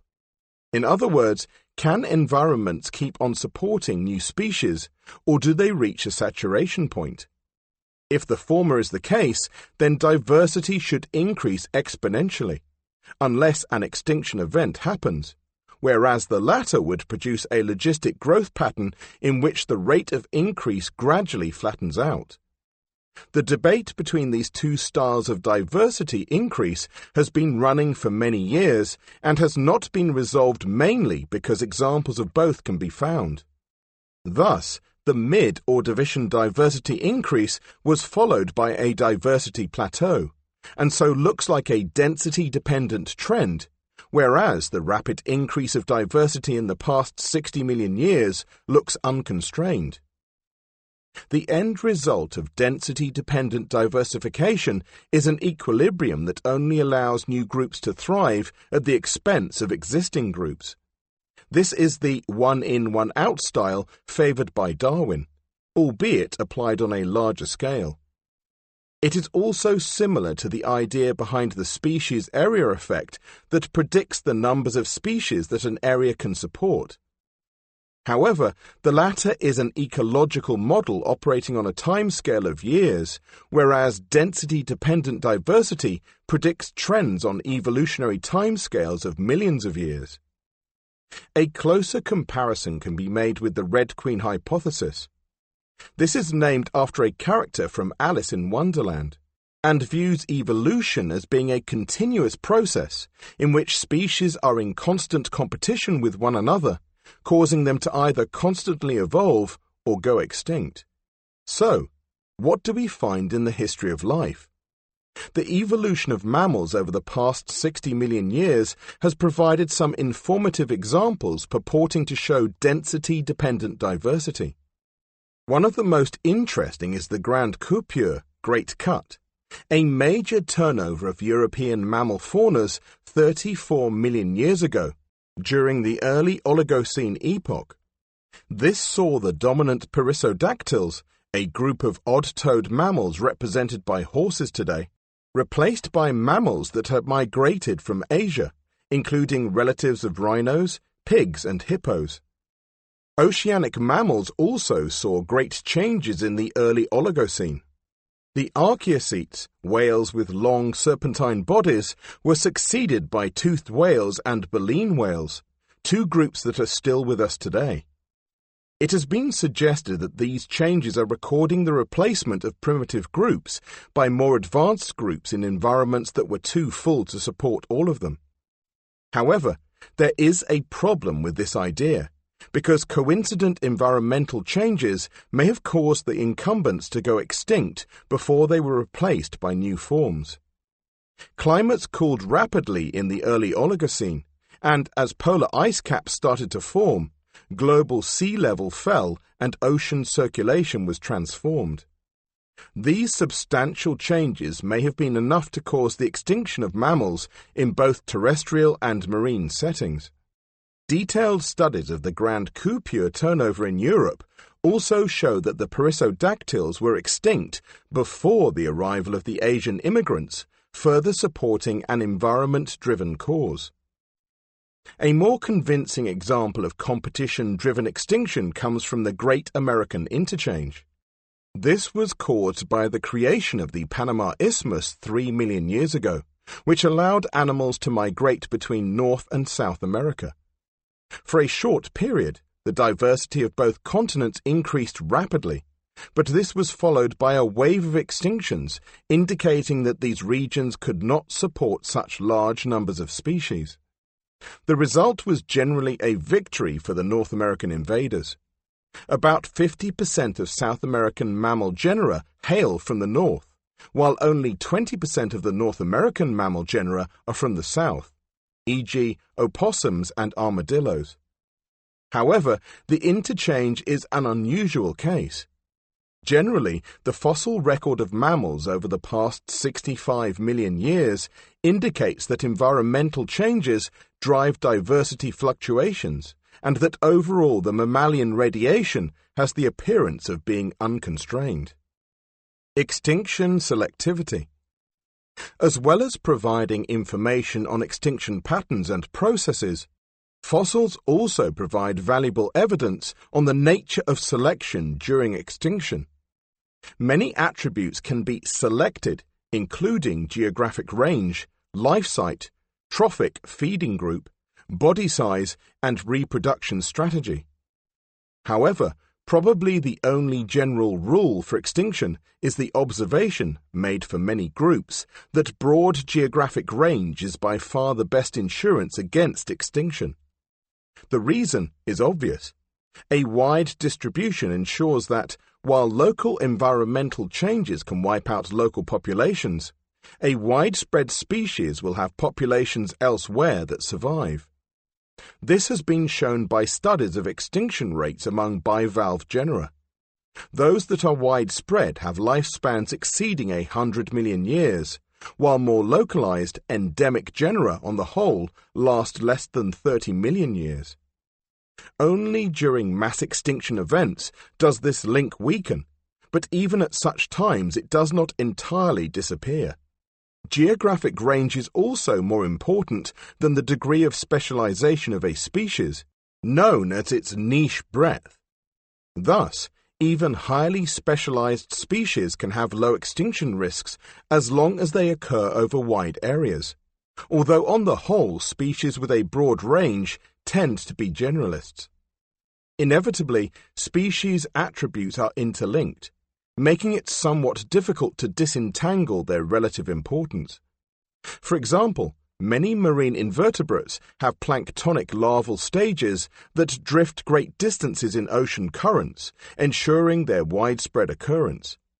Alternatively, other groups have benthic larvae. They live on the sea floor. These are often bigger than planktonic larvae and have higher individual survival rates, but they do not spread as far. Thus, wide geographic range, planktonic larval stages, and low extinction rates often go hand in hand. Larger organisms are often considered to be at greater risk of extinction, especially at times of mass extinction and also in the present day. The loss of the dinosaurs at the end of the Cretaceous is a classic example. The birds, which are small feathered dinosaurs with beaks, survived, and the Ice Age extinctions which removed large mammals like mammoths is another. It is not hard to think of reasons for this. Large animals have slow reproduction rates and small populations. However, large animals can also be widely dispersed, a factor which should favor their survivability because of their greater geographic range. These competing traits may account for the unpredictable link between large body size and extinction risk at times of background extinction. Thus, a study of mammals from the Miocene, 23.0 to 5.3 million years ago of North America, showed that smaller species had statistically higher extinction rates than large ones, but since that time there has been no size correlation. Extinction intensity also varies enormously among different groups. Thus, as we have already noted, the bivalve mollusks have very low extinction rates. They are the cart horses of the evolutionary race, with the result that their genera and species are long-lived. In contrast, the race horses of evolution are the ammonoids, swimming mollusks with coiled shells and a squid-like head, which have much higher rates. In Sepkoski's dataset, bivalve genera show 10% losses in each stage, whereas the figure for ammonoids is nearer 50%. It is possible that extinction selectivity has changed through time as new groups arise. This idea lies behind the concept of the Mesozoic Marine Revolution, MMR, proposed by Harut Vermeer. He noted that many of the main shellfish predators today, such as shell-crushing fish, mantis shrimps, and crabs, first evolved during the Mesozoic era, 252 to 66 million years ago, thereby making life increasingly dangerous for animals living exposed on the seabed, the epifauna. One strategy to avoid predation is to burrow into sediment and become infaunal. The result has been a very gradual transition of seafloor life since the start of the Mesozoic from epifaunal to infaunal dominated communities. Bivalves are one group that clearly show this change. Before the MMR, most bivalves lived on the seabed, whereas today they are mostly hidden within the sediment, infaunal. The transition has come about because of a slightly higher extinction rate of epifaunal versus infaunal bivalves. Trends such as this are said to be due to predator-prey escalation and are an example of the Red Queen hypothesis in action. The Paleobiology Database. Most of the discussion of diversity and extinction in this chapter has focused on the database and graphs produced by Jack Sepkoski over a 20-year period up to the end of the 20th century. Since then, several groups of paleontologists have compiled their own databases, of which the best known is the Paleobiology Database, www.paleobiodb.org, known as the PBDB. This differs in several regards from Sepkoski's, most notably because it groups data into time intervals that are nearly twice as long, 11 million years, and it also includes information on occurrences. The lower temporal resolution is unfortunate because it makes it impossible to distinguish closely spaced extinction events. They just get lumped together, but it has been chosen because the age assignments of many fossils is imprecisely known. The inclusion of occurrence data is an improvement, though, because it allows biases such as variable sampling intensity to be investigated. John Alroy has pioneered these analyses, and he especially favors the use of subsampling. This technique aims to avoid the problems of uneven sampling of the fossil record. For example, if a particular time bin has been well sampled, lots of fossil collecting, then diversity will be artificially higher than poorly sampled intervals. Subsampling uses a computer program to randomly select samples of fossil occurrences from the larger datasets and equalizes their size to that of a smaller sample. This approach has an especially notable effect by reducing the apparently high diversity seen in the past few million years.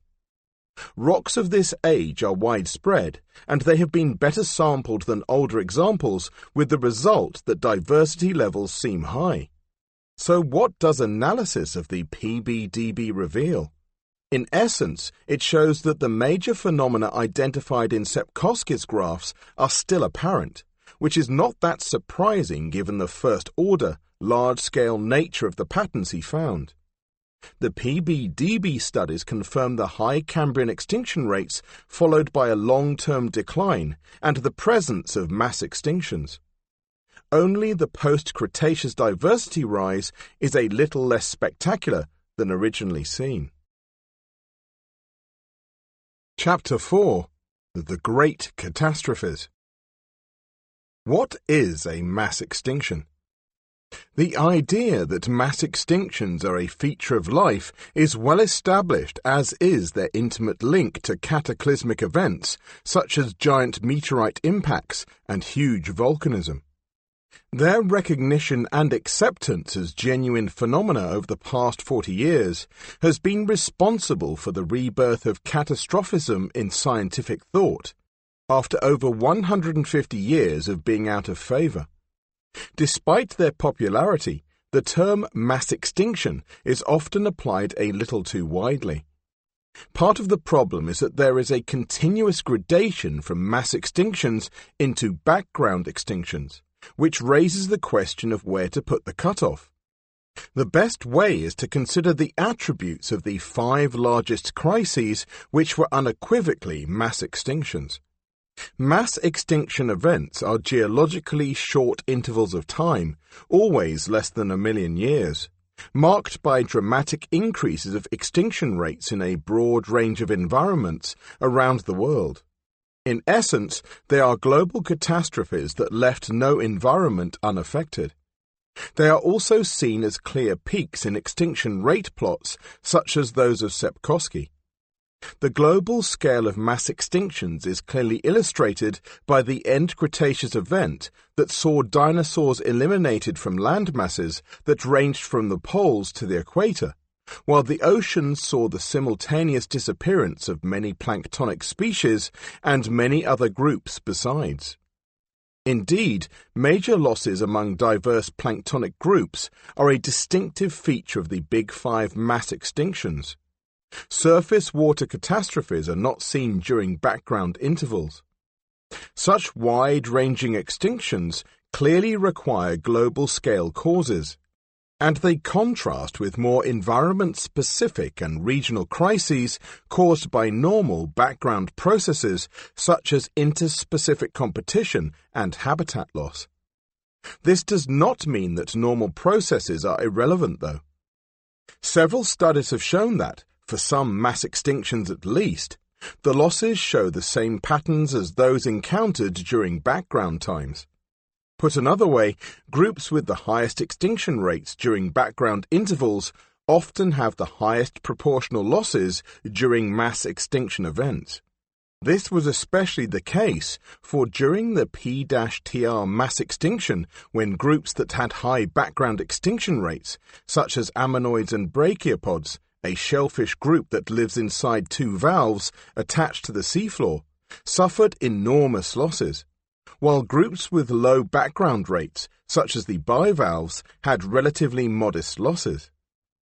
During background intervals, broad geographic range is by far the best insurance against extinction, because a widespread species facing a local crisis will survive elsewhere thanks to its widely distributed populations.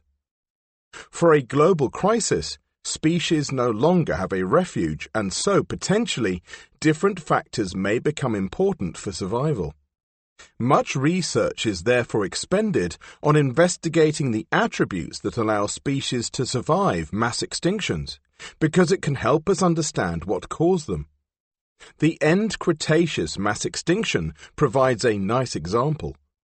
During this terrible crisis, cold-blooded groups such as snakes, crocodiles, and turtles had proportionally fewer extinction losses than warm-blooded groups like the dinosaurs, birds, and mammals, suggesting that lower metabolic rates were an advantage. Equally informative, during the P-TR mass extinction, marine invertebrate groups best able to tolerate low oxygen levels, high temperatures, and lowered pH, more acidic conditions, seem to have fared better, pointing to factors that may have been important at this time. By identifying extinction selectivity, it becomes possible to speculate on the nature of the environmental changes responsible for extinctions. Nonetheless, despite the severity of mass extinctions, geographic range still appears to confer some survival advantage. This is shown by the fate of North American mammals during the end Cretaceous crisis. Recent work has revealed that only 4 species survived the extinction, from a total of 59 species, and these were all among the most abundant and widest-ranging animals. Care has to be taken, though, when evaluating the success of survivors, to ensure that the correct trait is being given the credit. For example, it has been argued that enormous losses of thick-shelled fossils during the P-TR mass extinction was due to the difficulty of secreting shells in acidified oceans. However, low oxygen conditions are also inimical to thick-shelled species, and so this factor could have been the significant one. The immediate aftermath of mass extinction is often marked by the dominance of a few species that are both abundant and widespread. These are known as disaster taxa, and their success stems from the fact that they have little competition in a world denuded of many species. Examples include the bivalve chlorea, which became pandemic, globally distributed, after the P-TR mass extinction, and the brief proliferation of ferns after the end Cretaceous event. This latter bloom is known as the fern spike, because fern spores became abundant in collections of pollen and spore grains at this time. Another interesting feature of the post-mass extinction interval is that the survivors are often much smaller than those present beforehand. This has been called the Lilliput effect, after the land inhabited by tiny people in Jonathan Swift's 18th century novel Gulliver's Travels. There are several possible causes for this, including the preferential loss of large species during the extinction event, leaving just small survivors, the reduction in size of species as they cross the extinction boundary, or the evolution of new, small species during the immediate aftermath. Mass extinctions have fundamentally changed the trajectory of life, often by removing the dominant species, known as the incumbents, from environment. The replacement of dinosaurs by mammals 66 million years ago is the classic example of this phenomenon. Ironically, the success of dinosaurs was also due to the loss of the previous incumbents during an earlier mass extinction just over 200 million years ago. This end Triassic event eliminated numerous animals, leaving the dinosaurs to radiate and enjoy 135 million years of dominance. Interestingly, the mammals also survived the end Triassic mass extinction, but they had to wait for another mass extinction before they could become the dominant animals on land. Mass extinctions also cause major changes in the evolutionary history of groups that survive because they filter out many types. This is seen among trilobites during the End Ordovician mass extinction.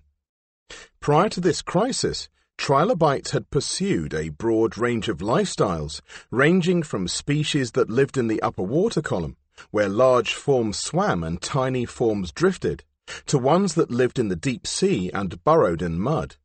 The severe losses among trilobites at the end of the Ordovician included all the water column-dwelling species, and the group never again returned to this habitat. Some groups can survive but fail to recover from their mass extinction losses, and instead just persist at low diversities, eventually fading away and going extinct. These have been vividly named zombie taxa. The Bellerophontids provide a good example. These were a successful group of snails before the P-TR mass extinction, but they suffered major losses, leaving only a few species in the seas of the early Triassic. These plodded on, zombie-like for a few million years before they faded away, leaving no descendants. As well as Lilliputians and zombies, the aftermath of mass extinctions is marked by Lazarus taxa. These get their name from a biblical character who was brought back to life by Jesus.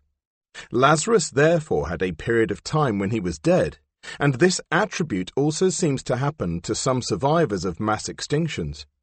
They disappear during the crisis, but then reappear, many millions of years later, as if risen from the dead. Obviously, it is impossible for an extinct species to come back to life, but the Lazarus effect is clearly telling us something interesting about the post-extinction interval. One possibility is that the species are confined to some local refuge, undiscovered by paleontologists, and only reappear once they become widespread.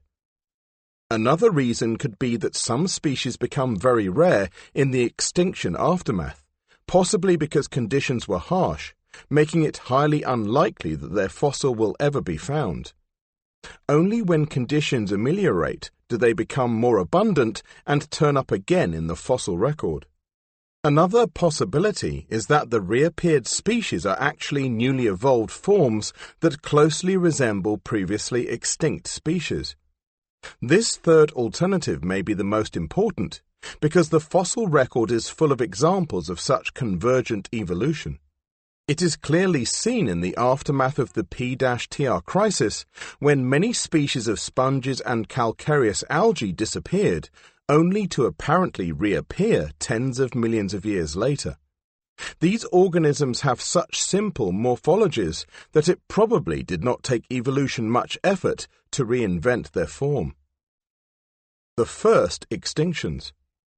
For the first few billion years of Earth history, during the Precambrian Eon, evolution was on the microbial, single-celled level. This changed around 540 million years ago when animals started to diversify quickly in a time known as the Cambrian explosion. However, the 30 million years before this saw the appearance of some unique, enigmatic fossils known as the Ediacaran fauna. Their abrupt disappearance at the base of the Cambrian raises the possibility that Earth suffered its first mass extinction at this time. Ediacarans were broad, flat organisms that came in a range of shapes including discs, elongate ovals, and frond, or feather-like forms built of repeating segments. They are generally preserved as sandstone casts and were likely entirely made of soft tissue. With few exceptions, they do not appear to have been able to move and instead either lay flat on the seabed or raised themselves above it while being attached to a stalk and holdfast. The Ediacarans have given paleontologists plenty to ponder. Some regard them as a unique grade of organism unrelated to anything living, while others assign them to extant groups such as worms and soft corals.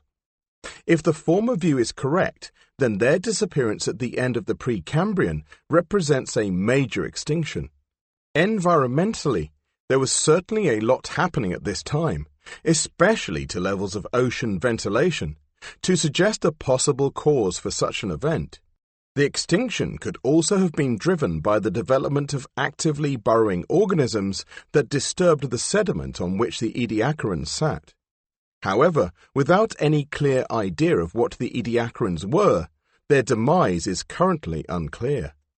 With Ediacarans out of the way at the start of the Cambrian, the fossil record rapidly became dominated by the trilobites, an arthropod group, while the first reefs appeared in warm, shallow waters. These were made of sponges belonging to a group called the archaeocyathids. Sites of exceptionally good fossilization quality, such as the Burgess Shale in British Columbia, Canada, and in Kunming, China, the Chenjiang biota, also contain a lot of additional soft-bodied animals that show that Cambrian oceans were teeming with diverse life. However, the trilobites have the best fossil record thanks to their readily fossilized calcite skeleton, and much of what we know about early extinction events is based on the fortunes of this group. Their early history certainly seems to be a roller coaster ride of extinctions and recoveries.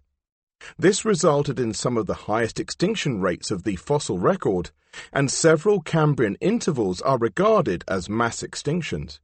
The most severe was around the end of the early Cambrian, when the archaeocyathid reefs disappeared, and a short time later, two of the dominant trilobite groups, the redlichids and alenolids, also went.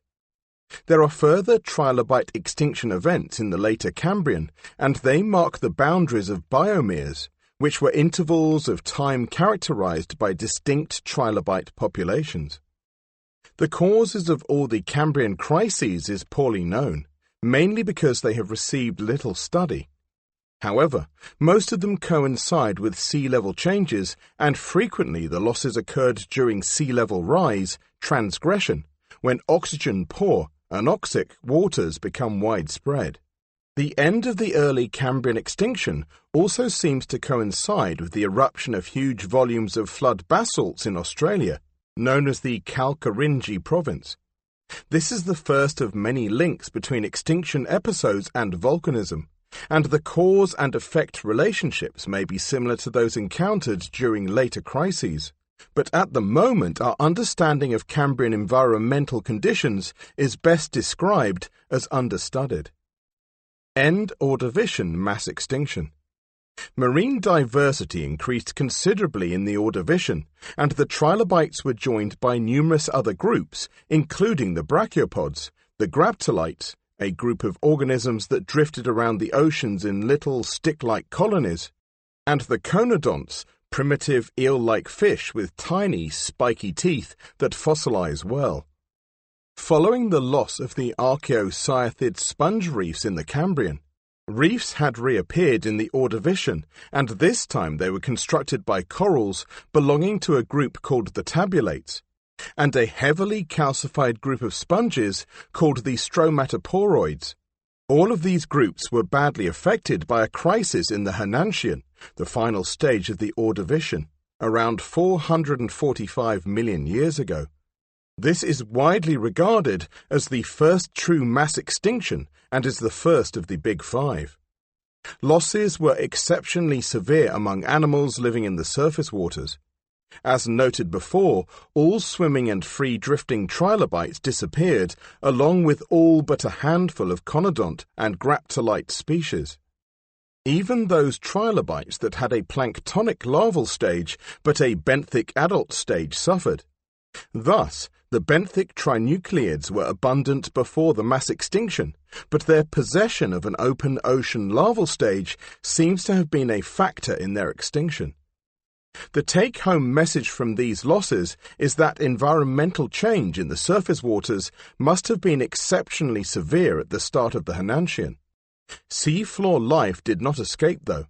The bottom-living brachiopods were also badly affected, with recent estimates suggesting 85% of species vanished.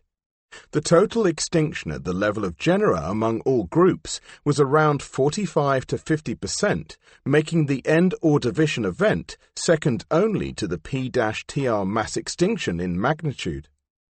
The end Ordovician mass extinction seems to have occurred in two distinct episodes.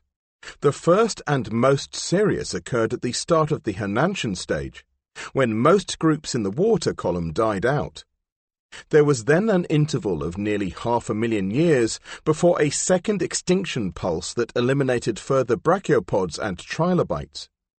The intervening interval is characterized by the development of the Hernantia fauna, a low-diversity group of cool water species named after a brachiopod, which became very widespread at this time. The expansion of the Hernantia fauna around the world coincided with a major glaciation episode in the southern hemisphere. During the late Ordovician, North Africa lay over the South Pole, and it was here that a large ice sheet grew during the Hernantian. The first phase of the end Ordovician mass extinction thus coincides with a glaciation and also a major sea level fall caused by the trapping of water in continental ice sheets. The melting of these ice sheets 500,000 years later caused the sea level to rise again, and also saw the spread of anoxic waters in deep water that encroached into shelf seas. These substantial environmental changes coincide closely with the mass extinction phases. In addition, recent studies have provided indirect evidence, through elevated mercury concentrations in sedimentary strata, for major volcanism at this time, providing a potential culprit for the crisis. Mercury is a volatile metal that is erupted with volcanic gases, and is ultimately removed from the atmosphere and buried in sedimentary rocks. The issue for the end Ordovician volcanism is that the site of the eruptions is not yet known. Late Devonian mass extinction. The second of the Big Five mass extinctions, the Late Devonian event, occurred 374 million years ago near the boundary between the Frasnian and Flaminian stages. Consequently, it is often known as the FF mass extinction. Generic extinction levels were around 35%, although estimates vary from as high as 60% to as low as 20%, making it the least severe of the Big Five. The victims once again included the brachiopods, the trilobites, and most reef life. The inhabitants of the water column were also devastated. With the exception of fish, most pelagic groups, a term that includes both swimming and planktonic forms of the late Devonian, were badly affected. These included the ammonoids, distant relatives of squid that inhabited spiral shells, conodonts, and the cricoconorids, an enigmatic group of tiny conical shells thought to have had a planktonic lifestyle, which disappeared entirely. Some have argued that the FF mass extinction was more to do with a decline in the rate at which new species were appearing, the origination rate, rather than an increase in extinction rates, and have termed it a mass depletion event. Marine diversity certainly seems to have been in long-term decline for several million years before the FF boundary. However, detailed collecting from rock successions that straddle the FF boundary shows that many extinction losses occurred in a very limited amount of strata at the end of the Frasnian stage, indicating that there was a clear-cut, abrupt mass extinction at this time, even if it did come at the end of a period of decline. Mass extinctions, by definition, should affect life in all habitats and, by the later Devonian, life had successfully colonized land, especially in wet areas and riverbank locations where amphibians were making the first footprints. The Frasnian stage also saw the spread of the first forests, which were dominated by a tree called Archaeopteris. But the heyday of this terrestrial community was short-lived because it did not survive beyond the Frasnian. This suggests that the FF crisis was the first to affect terrestrial communities.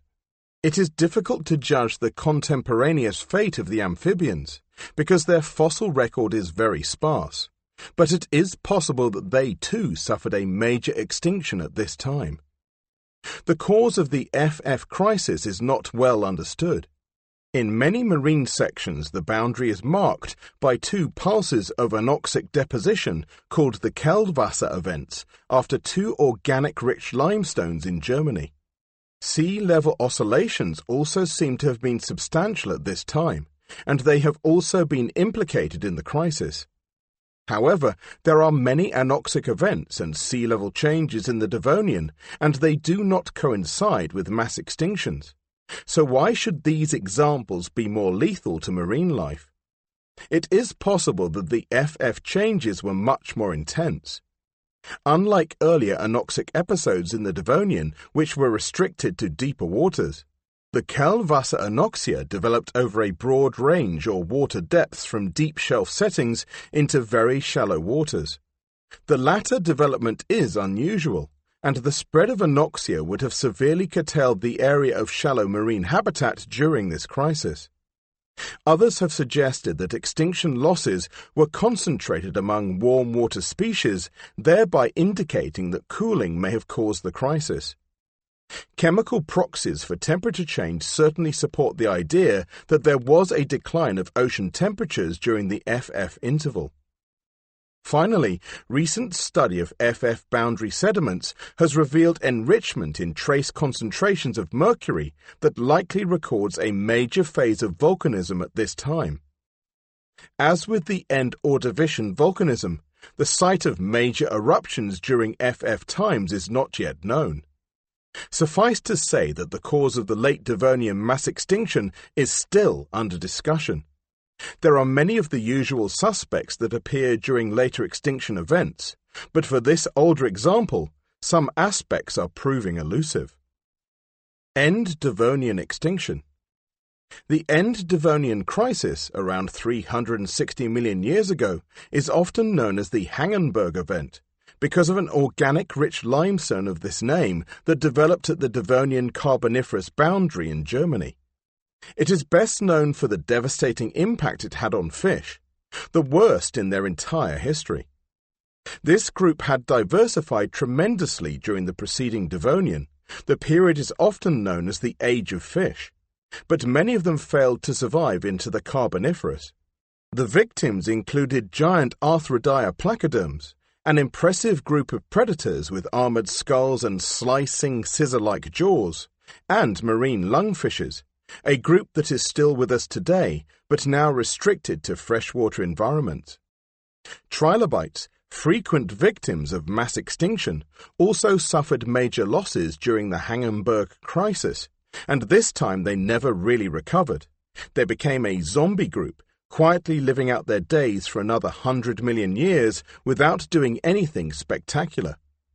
It also seems likely that the amphibians, still taking their first tentative steps on land, suffered extinctions, pointing to a crisis on the land as well as in the sea.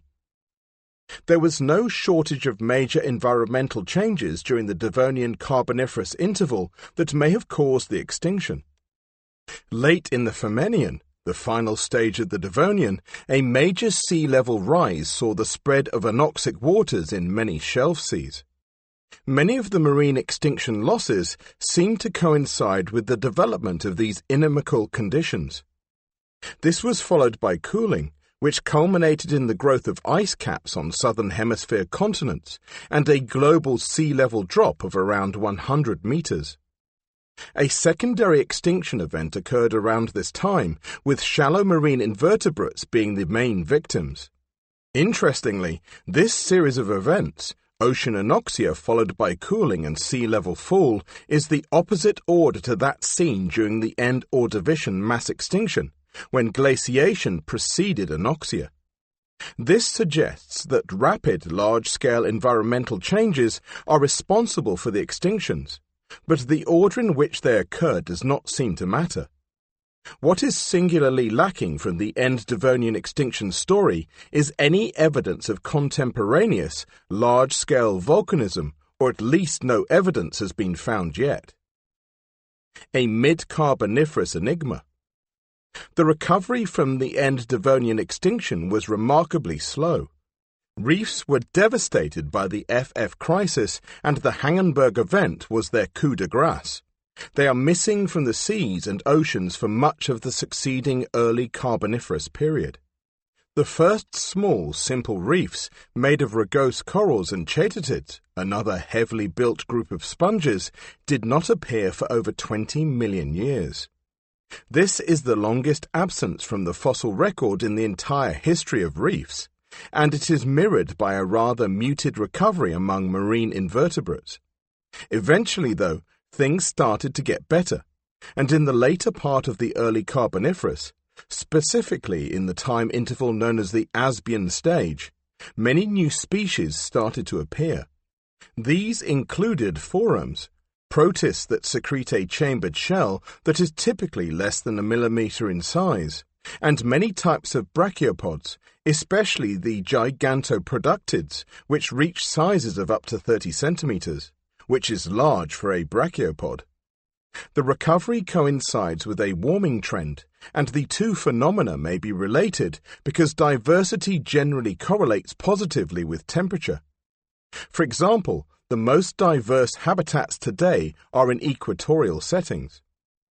All was going well for life in the middle of the Carboniferous, but then something seemed to go wrong, and diversity began to decline, especially among the dominant marine groups such as the rugose corals, brachiopods, and crinoids, stalked organisms with a head of feathery arms. They can still be found in modern oceans where they are known as feather stars and sea lilies. This occurred during the Serpicovian stage, but whether this interval deserves to be recognized as a time of true mass extinction is difficult to judge. However, it may be that origination rather than extinction was the factor here. Diversity is controlled by both the rate at which species go extinct and the rate at which new ones appear. For the Serpicovian crisis, it appears the decline was caused by the failure to replace losses with new species. The marine diversity decline in the mid-Carboniferous is closely tied to an intensification of glaciation and global cooling. Continental ice sheets probably existed throughout much of the Carboniferous, especially in southern polar latitudes, but they became much more extensive during the Serpicovian. Far away from the ice, equatorial waters also seem to have cooled, causing the loss of many warmth-loving marine invertebrates. The trapping of water in ice sheets also caused sea level to fall, and thereby it saw the area of shallow sea habitat shrink as the waters retreated to the continental margins. Curiously, though, there was no associated Serpicovian crisis among the extensive equatorial forests, where the inhabitants, amphibians and primitive reptiles, showed no major changes. So does the Serpicovian diversity decline constitute an extinction event? Some paleontologists think so and have promoted it into the ranks of the Big Five, but it lacks the attributes of the true mass extinctions. It was not a global crisis, but rather was concentrated among equatorial marine invertebrates, barely manifest on land at all. The speed of the diversity decline is also unclear. The Big Five mass extinctions all happened quickly, in a geological sense, whereas the mid-Carboniferous diversity fall may have been slower and lasted longer. Nonetheless, the Serpicovian crisis provides a nice example of how glaciation and cooling can reduce diversity levels in marine habitats. Mid-Permian Capetanian extinction. This is the newest of the extinction crises. New in the sense that it was only discovered in 1994, because it actually happened around 262 million years ago during the Capetanian stage of the mid-Permian. It is also known as the Guadalupian extinction, an alternative name for the mid-Permian. The Capetanian is the final stage of this interval, and the extinction happened within the middle of it. This crisis occurred about 10 million years before the huge P-TR mass extinction, and for a long time the extinction losses of the older event were included in the terminal Permian extinction. Estimates of generic extinction rates in the Capetanian stage are around 35%, almost making the extinction of comparable magnitude to the Big Five. Like other mass extinctions, the crisis affected life on both land and in the sea. The marine extinctions were severe among brachiopods, ammonoids, and forams, while the elatoconchids, a bizarre group of giant tropical bivalves, were wiped out. On land, the dominant dynasty of animals, the dinocephalians, also disappeared late in the Capitanian. These were a successful group of often very large animals, both predators and herbivores, that were often characterized by their bizarre knobbly heads. They belonged to the therapsids, a broad category that includes many groups of four-legged animals, tetrapods, including the mammals. Following their demise, the dinocephalians were replaced by diverse tetrapod communities that included large reptilian herbivores, parasaurs, gorgonopsids, large predators, and smaller herbivores with 2 pairs of tusks but no teeth, dicynodonts. This new assemblage had a relatively short lifespan because the P-TR mass extinction eliminated most of them.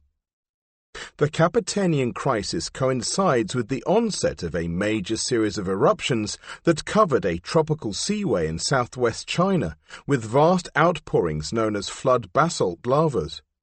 These are called the Emishan traps, and their coincidence with the marine extinctions in the region clearly indicates that volcanism played a role, although the exact mechanism is unclear. Some have suggested an episode of global cooling, based on the observation that shallow water tropical species were particularly badly affected, while others have pointed to the development of oxygen-poor conditions in the oceans. Currently, there is no clear consensus. Much of the debate about how giant volcanism can cause mass extinction has focused on the nature of the subsequent mass extinction at the end of the Permian. Permo-Triassic mass extinction. The third and largest of the Big Five mass extinctions happened around 252 million years ago and is usually known as the End Permian or P-TR mass extinction. The crisis marks the biggest turnover of the fossil record and, although at one time it was thought to have been spread over the final few million years of the Permian, recent study shows the losses were concentrated in perhaps as little as 100,000 years, straddling the P-TR boundary. Generic level extinction losses were around 70%, with species extinctions estimated at up to 95%, and were equally severe on land and in the sea. The P-TR mass extinction was the only crisis to have completely eradicated entire terrestrial ecosystems.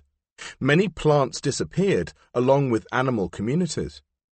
The aftermath was marked by a bizarre world, with only shrub-sized vegetation that lasted for several million years.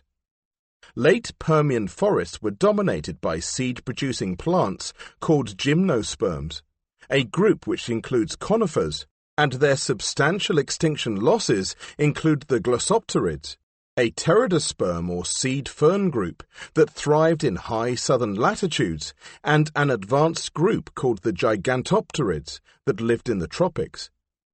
The fossil records of spores and pollen at the P-TR extinction level shows several intriguing aspects. Mutated pollen, badly formed pollen grains with malformed air sacs, spore tetrads. Spores are formed in clusters of 4, but they normally break up into individual spores when dispersed on the wind. In the case of the P-TR examples, the separation often failed and they stayed stuck together as tetrads. And abundant fungal spores. Such spores are typically rare, but at the P-TR boundary, they briefly become prolifically abundant. These are all important clues to the damaged and stressed nature of terrestrial plant life. The fungal peak suggests that processes of plant decay, which today is achieved by a combination of insect herbivory and fungal attack, were not operating in their usual way. The P-TR mass extinction was equally devastating in the oceans. The radiolarians are a planktonic group of protists that secrete beautiful skeletons of silica around 0.1 millimeters in diameter. They have an excellent fossil record that goes back 540 million years. But they almost disappeared at the end of the Permian, and their recovery only began 2 million years later, indicating there was clearly something amiss in the ocean's surface waters for a long time. On the seabed, the extinctions affected every group, with trilobites, corals and most echinoderms disappearing, along with many mollusks. Brachiopods, which had been one of the most abundant and diverse marine groups during the previous 230 million years, suffered more than 90% species extinction. For example, in the shallow seas that covered South China, of the 85 brachiopod species present immediately before the extinction, only one was present afterwards. Animals with soft bodies, such as worms, generally do not fossilize, but their presence and diversity is indirectly recorded by the various burrows they make. These are known as trace fossils, and the disappearance of many types during the P-TR mass extinction indicates that the crisis was also severe among the soft, non-shelly animals. The world in the aftermath of the P-TR mass extinction was a strange place. Diversity was very low, but the few survivors, the disaster taxa, were often abundant and incredibly widespread. They had the world to themselves, after all. In the ocean, a few bivalves were dominant, especially species belonging to the genus Clarea, while on land a dicynodont called Lystrosaurus became one of the most widespread and abundant terrestrial animals of all time. The dicynodonts would go on to be one of the most abundant herbivore groups of the Triassic. Another extraordinary facet of the P-TR crisis was the sheer length of time it took to recover. Early Triassic communities were generally of very low diversity, and it was only in the mid-Triassic, 5 million years after the mass extinction, that appreciable diversity was re-established in marine ecosystems. This extended interval of recovery is around an order of magnitude longer than that seen after other mass extinctions, although the early Carboniferous was also rather slow, but the levels of diversity were not as low as seen in the early Triassic. The failure to find much of a recovery is generally thought to reflect the prolongation of harsh conditions in the early Triassic. Indeed, conditions became so bad that another extinction occurred within the early Triassic that wiped out many species of ammonoid. The delayed recovery is primarily a feature of the marine realm. Terrestrial communities showed a much quicker recovery time. For example, the temnospondyle amphibians, a group of crocodile-like large animals, diversified rapidly in high latitudes during the early Triassic. Nearly all studies of the P-TR mass extinction lay the blame at the door of the Siberian traps, a vast province of flood basalts that erupted in a brief interval at this time. Most attention is focused on the effects of the associated gas emissions, especially CO2, sulfur dioxide, and halogens. The first seems responsible for the associated rapid warming trend that occurred during the extinction, and the last may have impacted atmospheric ozone generation and thus caused the terrestrial plant losses. This volcanism-extinction connection is explored more fully in Chapter 5. End Triassic mass extinction. Despite being one of the Big Five mass extinctions, the status of the End Triassic event, 201 million years ago, only became established in the 1980s. And some paleontologists still argue about its magnitude. The debate has primarily centered on whether the losses occurred gradually over the last few million years of the Triassic, or in a geologically brief interval, less than 1 million years. Most recent studies favor the latter alternative and claim generic losses of more than 40%. On land, plant communities show substantial changes, although with only modest actual extinction losses, whereas animal extinctions were much more severe. Before the extinction, terrestrial communities were composed of diverse groups such as the dinosaurs, represented by the large herbivorous sauropods and small carnivores, and numerous types of crurotarsan, a diverse reptile group that included the large, predatory quadrupedal raucichids, the heavily armored herbivorous atosaurs, and the large crocodile-like phytosaurs. Nearly all crurotarsans disappeared at the end of the Triassic, and their few survivors later gave rise to the crocodilians. Dinosaur extinctions were less severe, and their rapid recovery marked the start of their 135 million year hegemony as the dominant terrestrial animals. In the oceans, the end Triassic mass extinction saw reefs wiped out, yet again. Along with all their constituent species of corals and sponges, many species of bivalve, the last conodonts, and nearly all ammonoids. Fortunately, a few species of the last group survived, and they rapidly diversified to fill Jurassic seas with their beautiful spiral shells. Like other mass extinctions, the end Triassic event precisely coincides with the eruption of huge amounts of lava.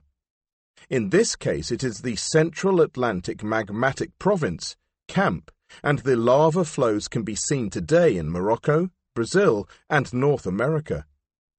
Coincident environmental changes were also similar to those seen during the other flood basalt eruptions, notably rapid global warming. However, unlike most other extinctions, marine anoxia does not appear to have played a role in the end Triassic event.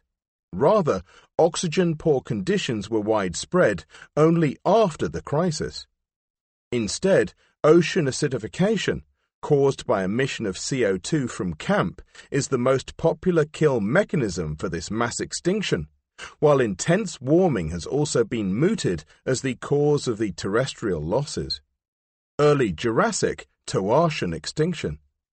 20 million years after the end Triassic mass extinction, during the Toarcian stage in the early Jurassic, the world experienced the eruption of another extensive series of basalts. Today these flows have become separated by continental drift, and they are found in the Karoo region of South Africa and the Farrar region of Antarctica. The Karoo-Farrar eruptions coincided with a series of climatic and oceanic changes that are closely similar to those seen during the eruption of the Siberian traps at the P-TR boundary. Thus, the oceans warmed up rapidly, sea level rose, and oxygen-poor conditions became widespread, both in the open ocean and in shelf seas.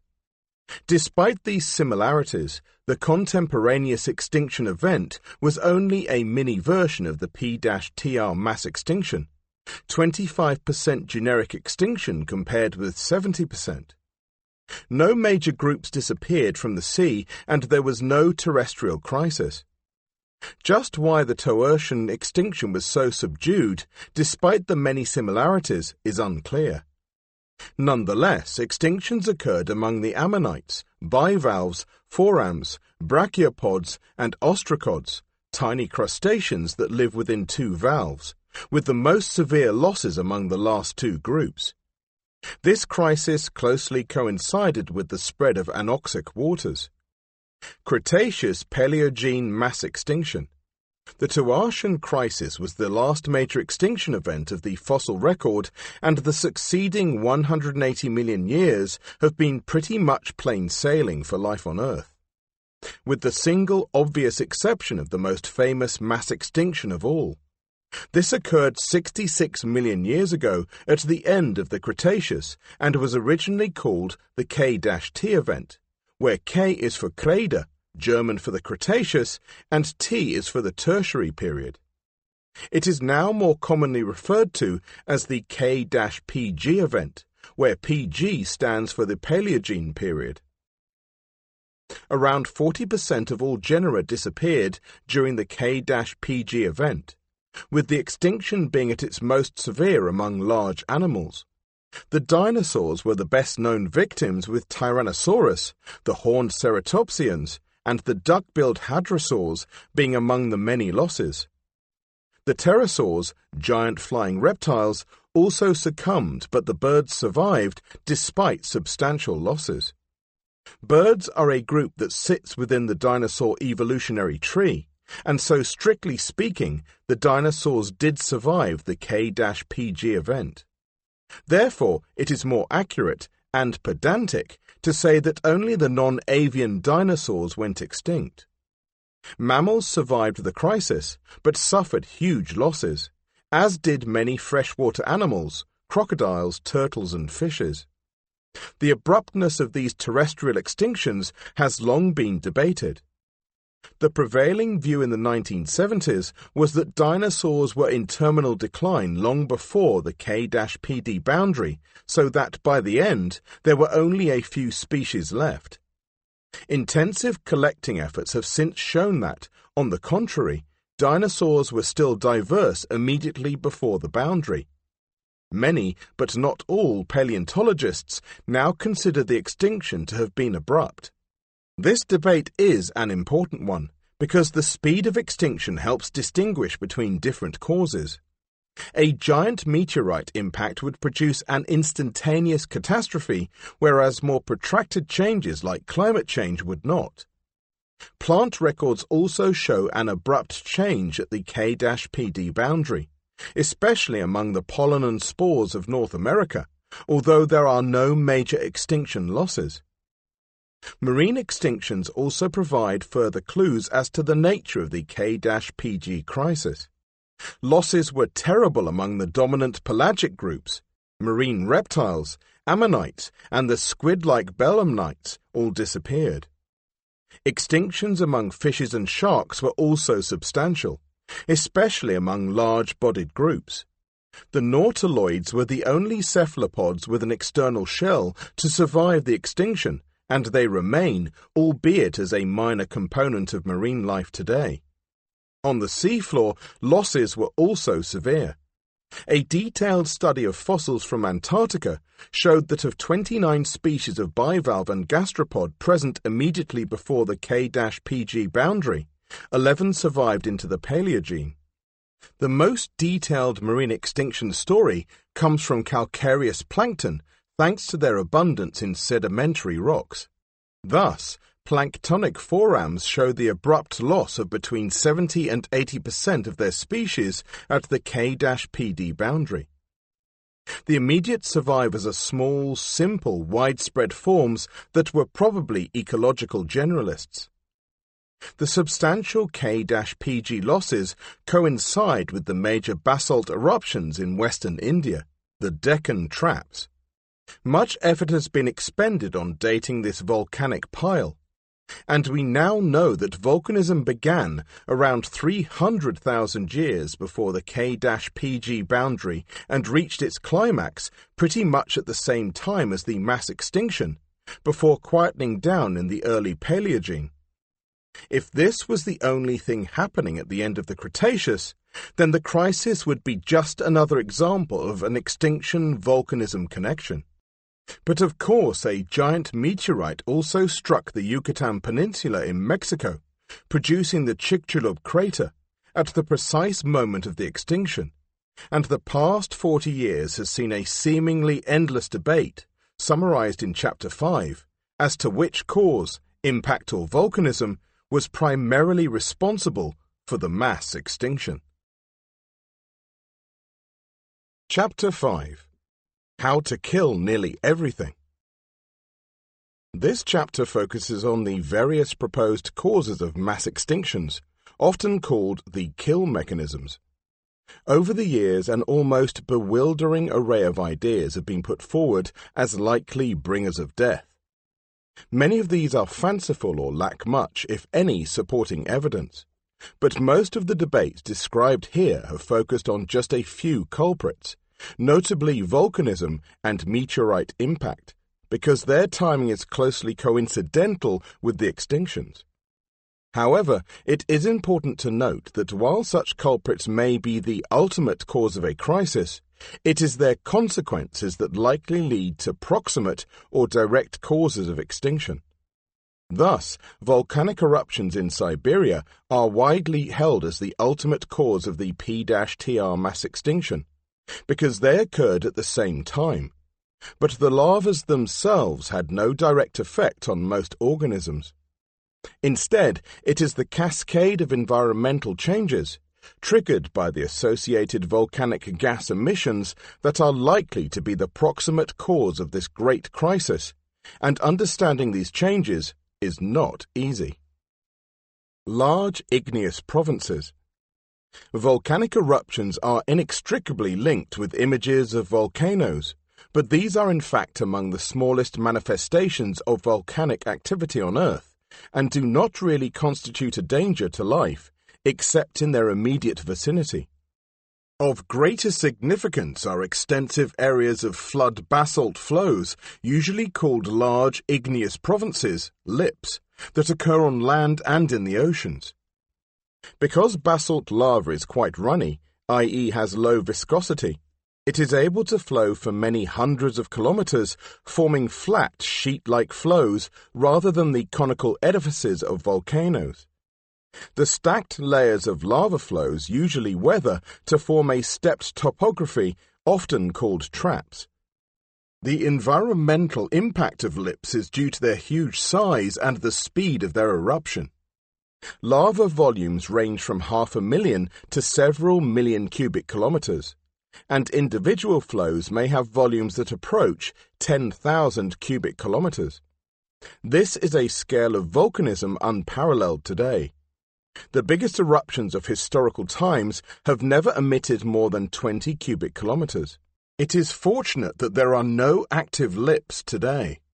The last one, called the Columbia River Traps, formed around 14 million years ago in the northwestern United States, and was a very small example, being less than 0.2 million cubic kilometers in size. As well as their scale, it is the short duration of eruption that is also likely a significant factor in lip-triggered environmental damage. Many of them seem to have erupted the majority of their lavas in less than 1 million years. The coincidence of lip eruptions with nearly all extinction events is a further compelling reason to link these two phenomena. The actual connection between lip volcanism and mass extinction is not immediately clear. The main effect of modern volcanic eruptions on climate is primarily short-term cooling because of the injection of dust and gases into the atmosphere. Sulfur dioxide, SO2, is one of the main volcanic gases, and this reacts with water vapor to form clouds of sulfate aerosols, which reduce the amount of sunlight reaching the Earth's surface. However, this effect is very short-lived, because the aerosols and dust are rapidly removed by rainfall, and so the cooling effect, often dubbed a volcanic winter, only persists for a year or so after the eruption has ceased. It is probable that some of the largest basalt flows of lips may have erupted over several decades, thus prolonging the cooling duration, but even this may not have been enough to trigger long-term climate change. Modeling the effects of giant eruptions has suggested that global temperatures could briefly drop by up to 8 degrees centigrade during the lifetime of the eruption, but are unlikely to have been more severe than that. This is potentially significant for life on land, but unlikely to be catastrophic, and the thermal heat capacity of the oceans is so great that such brief cooling is unlikely to have any effect on this realm. There is also an interesting non-linear response of the atmosphere to the injection of SO2. As more SO2 is erupted, the size of the sulfate aerosol droplets increases, which acts to decrease the effect of sunlight scattering. So while large eruptions produce more aerosol particles, which increases cooling, the larger size of droplets weakens the effect. In other words, as volcanic eruptions become larger, the cooling effect becomes self-limiting, making it unlikely that they could ever trigger an environmental catastrophe. After a few years, the short-term cooling effect of an eruption is replaced by a longer-term warning trend because of the release of CO2, a greenhouse gas. As we know today, CO2 emissions are not immediately removed from the atmosphere, They build up over time and are only slowly removed by processes such as weathering of rocks and burial of organic matter and carbonate in sediments. This means that if lip eruptions are reasonably closely spaced, say every few hundred years, then the warming effect of the CO2 releases becomes additive because there is insufficient time for removal. So, how much gas is released? Using estimates from modern basalt eruptions, such as those on Hawaii, suggest that a single 1,000 cubic kilometre lava flow would release up to 13 billion tons of CO2 into the atmosphere. This is an impressive amount, and the observation that most, if not all, lip eruptions coincided with episodes of rapid global warming suggest a clear cause and effect. However, it is not quite as straightforward as that when we consider CO2 emission rates today. Fossil fuel burning annually currently releases around 3 times more CO2 into the atmosphere than a single 1,000 cubic kilometre lava flow, and yet this is not causing anything like catastrophic levels of climate change, not yet anyway. The implication here is that past lip eruptions must have erupted greater quantities of CO2 than simple emissions calculations might suggest. The Norwegian geologist Henrik Svensson has suggested a possible solution to the conundrum of how to make volcanism more climatically significant. Studying several lips, he has identified features called breccia pipes in the surrounding areas. These are vertical zones of fragmented rock that he attributes to the violent escape of gas derived from heating sedimentary rocks. As magma rises to the surface, it heats the surrounding rocks in a process called contact metamorphism. If the rocks contain substantial amounts of organic carbon, or if they are limestones, calcium carbonate, then this baking process produces large amounts of CO2. Svensson's hypothesis therefore suggests that the rapid generation of thermogenic gas may greatly increase the total CO2 emissions from lip volcanism and so drive extreme warming. The steps that are then required to get from global warming to mass extinction are outlined in the next section. CO2 and SO2 are not the only gases released by volcanism. Halogen emissions, chlorine and fluorine, are also substantial. These gases produce acid rain, although modelling suggests any environmental damage from this would be minor. More importantly, halogens hinder the formation of ozone, leading to the possibility that Earth's stratospheric ozone shield, which protects life from harmful UVB radiation, may be damaged during lip eruptions. Other gas emissions may also contribute to ozone destruction. Some lips, such as the Siberian traps, erupted through substantial coal and salt deposits which, when baked, would release large amounts of chloromethane, CH3CI, in addition to the CO2 noted before. If eruptions are violent enough to inject this potent gas into the stratosphere, then it could cause severe ozone destruction. Large-scale volcanism is clearly capable of a multiplicity of environmental and climatic effects because of the range of gases emitted and their diverse consequences. Mass extinction mechanisms involving lips thus emphasize a cascade of cause and effects, often summarized in a flowchart. The nature of these effects and the evidence that they were actually manifest in the past is described in the following sections. Hyperthermals. Earth's climate is constantly changing, either getting warmer or cooler, but several of the major mass extinctions, notably the P-TR and End Triassic events, and the early Toarcian crisis, coincided with especially rapid rates of warming. We know this from our ability to assess past temperature using the proportions of oxygen isotopes preserved in fossil material.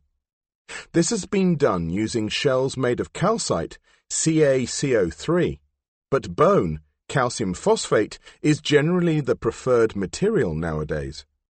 The oxygen isotope ratio of bone and calcite is set during growth and is mostly controlled by the temperature at the time of formation. As long as the material does not change its chemistry during burial, bone is thought to be especially resilient to such changes. Then past temperatures can be calculated.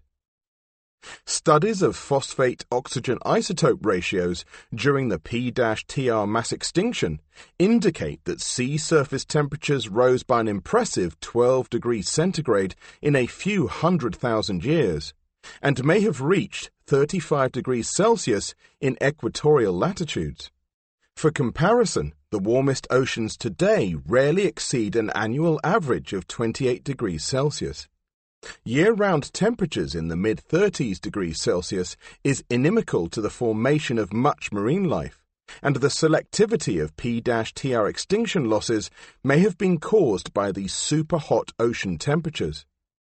The modern-day planktonic radiolarians are intolerant of temperatures above 30 degrees Celsius, and the near elimination of this group at the end of the Permian is strongly suspected to have been caused by the high temperatures.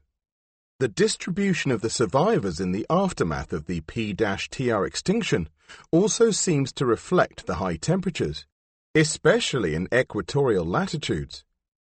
Amphibians are a quintessentially warmth-loving equatorial group throughout nearly all their considerable 360 million-year history.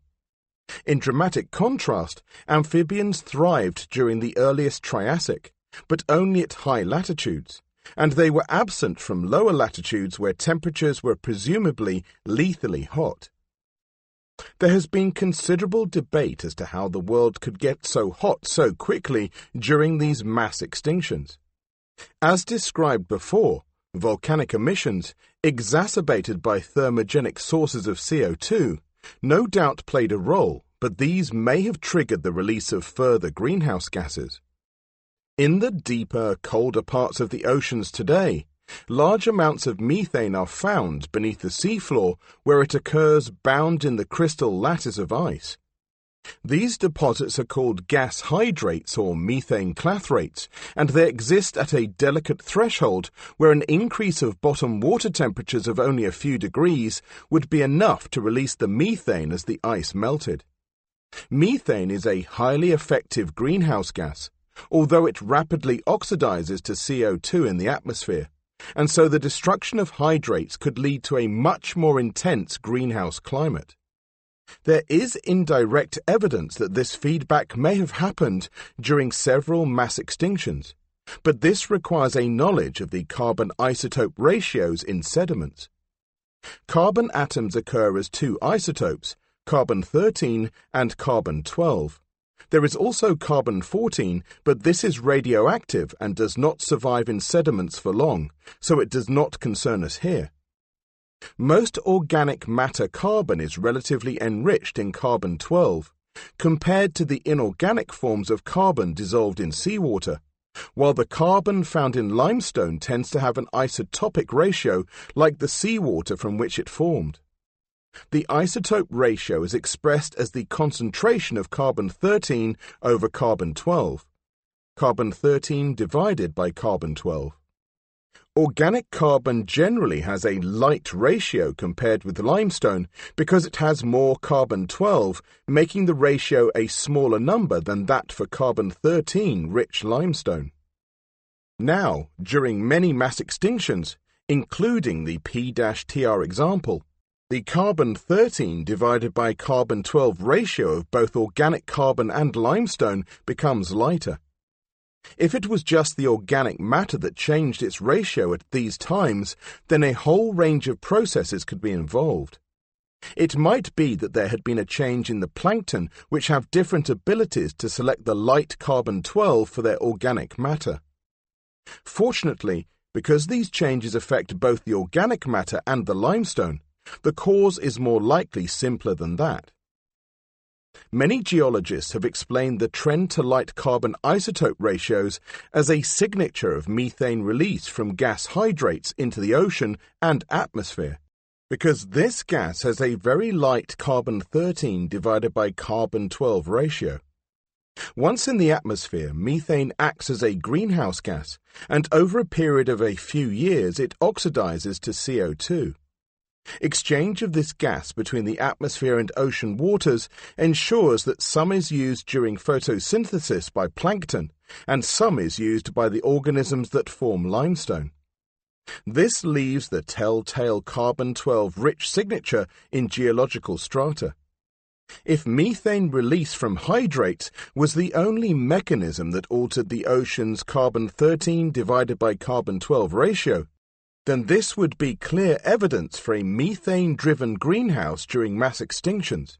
But unfortunately, this is not the case, because there are other ways of making the ratio lighter. Volcanic CO2 also has a light carbon-13 divided by carbon-12 ratio, although not to the same extent as methane, and so major eruptions will affect the value. Changes in the abundance of organic matter in the world also affects carbon-13 divided by carbon-12 ratios, and so there is plenty of scope for debate on what causes carbon isotope changes. Furthermore, none of the mechanisms are mutually exclusive, and several factors were probably operating during mass extinctions, making it difficult to distinguish their relative influence.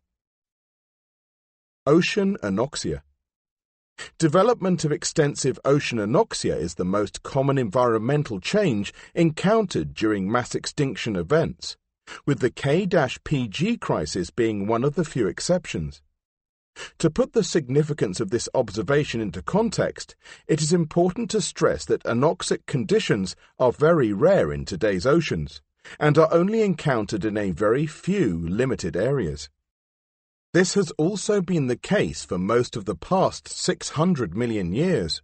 The oceans have been well ventilated with oxygen available at all water depths. This is because ocean circulation is generally vigorous. It is driven by density differences caused by salinity and temperature variations, and able to transport well-oxygenated surface waters into the deepest ocean settings. To a large extent, the circulation is controlled by the equator to pole temperature gradient, and it may be that this weakens during global warming because polar regions warm up relatively more than equatorial ones. There are several other links between warming and ocean anoxia. Higher temperatures favor low oxygenation because less oxygen dissolves in warmer waters. Also, the decay of organic matter produced by plankton speeds up as temperature rises, which consumes more dissolved oxygen in the water column. This is why we keep food, i.e. organic matter, in a refrigerator in order to slow down its decay. Finally, the amount of organic matter in the oceans also controls oxygen levels because its decay uses oxygen. This is controlled by the amount of nutrients available to plankton, which is likely to increase as the world gets warmer.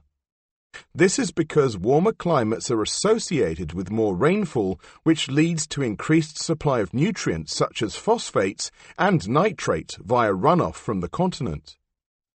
More nutrients mean more organic matter production, plankton blooms, which in turn leads to more decay and oxygen consumption. All these factors are likely to act in combination when the oceans become anoxic. Anoxic oceans cause major problems for marine life by making large areas uninhabitable because oxygen is required for respiration and because of the poisonous effects of dissolved gases such as hydrogen sulfide, which build up in the absence of oxygen. Marine anoxia appears to have been especially intense during the end Ordovician, late Devonian, end Devonian, P-TR, and the early Jurassic extinctions. However, the link between anoxia and extinctions is not perfect. There have been other intervals of ocean anoxia which are not associated with mass extinctions. One of the best known occurred around 90 million years ago in the late Cretaceous. This has been called the Bonarelli event and, although it is associated with a few losses, these are distinctly modest compared with true extinction episodes. The intensity of extinction may relate to the extent of anoxia within the water column. Bonorelli anoxia only appears to have developed in deeper parts of the water column below a few hundred meters depth, and so plenty of well-ventilated shallow sea habitats remained at this time. In contrast, anoxia during other mass extinctions, such as the late Devonian and P-TR events, developed through most of the water column, from the deep ocean floor into exceptionally shallow waters, leaving little room for marine life. It has even been proposed that such episodes of intense marine anoxia may have caused extinctions on land because hydrogen sulfide, built up in the oceans, may have leaked into the air and drifted inland. However, this toxic gas oxidizes very quickly in the atmosphere to SO2, and so any potential effects are unlikely to have extended much beyond coastal environment.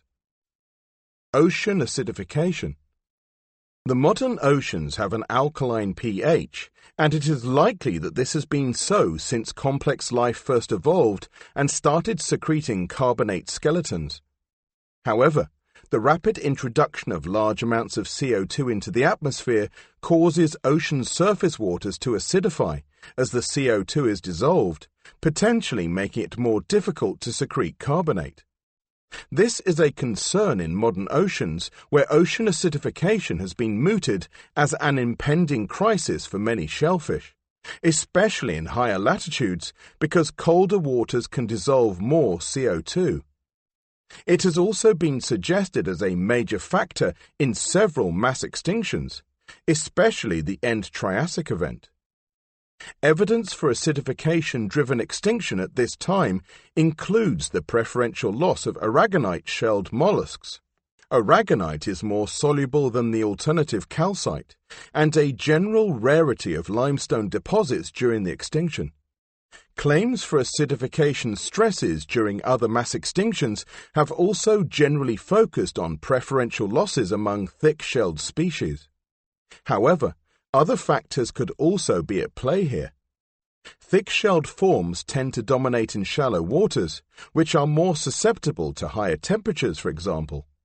There have been attempts to develop geochemical proxies for ocean pH, although none are, as yet, very reliable. Ocean acidification is currently difficult to test for as an extinction mechanism. Ozone depletion. Destruction of the ozone shield followed by intense ultraviolet UV irradiation is a potent extinction mechanism, particularly for terrestrial plant life. It has been suggested as the cause of the devastating floral extinctions during the P-TR mass extinction. However, proving such a scenario is currently difficult because there is no fossil proxy for UV radiation available, although several are being developed. Indirect clues such as the mutant pollen seen during the P-TR crisis may indicate UV damage, although this evidence really only points to the fact that plants were suffering some form of stress at the time. Ice ages. Despite present concerns about global warming, the Earth is in an ice age characterized by phases of dramatic ice advance and warmer interglacial interludes. These conditions began around 2.5 million years ago, and despite dramatic, large-scale environmental changes, there has been no associated extinction crisis, except for selective extinctions among large animals that began around 40,000 years ago. This is discussed later. Despite the apparently benign nature of our current ice age, cooling and glaciation have long featured in extinction scenarios, especially for the end Ordovician and end Devonian mass extinctions. Interestingly, these are the two mass extinctions where the losses were especially intense among pelagic groups, suggesting that changes in ocean circulation and water column structure driven by cooling may have been important. There is ample evidence for cooling during both these intervals in the form of glacial deposits found in polar latitudes. The selectivity of the first phase of the end Ordovician extinction, with tropical marine life being especially hard hit, is also suggestive of a cooling-driven crisis. The mid-Carboniferous decline in diversity also seems strongly tied to global cooling and glaciation. What remains to be answered is why these ancient glaciations were so much more lethal than the most recent ice age. If major oceanographic changes drove the past mass extinctions, then maybe the current ocean circulation regime is more robust and resilient to temperature-driven perturbations. Sea level change. Like global temperature, global sea level used to see is always changing. However, during most mass extinctions, sea level changes are often rapid and of high amplitude. Thus, a lot of early studies from the 1950s to 1990s considered them responsible for the crises. For example, it was suggested that major sea level fall in the late Permian saw the area of shelf sea shrink as the coastline retreated to the continental margin, causing the loss of shallow marine habitat space and thereby leading to extinctions.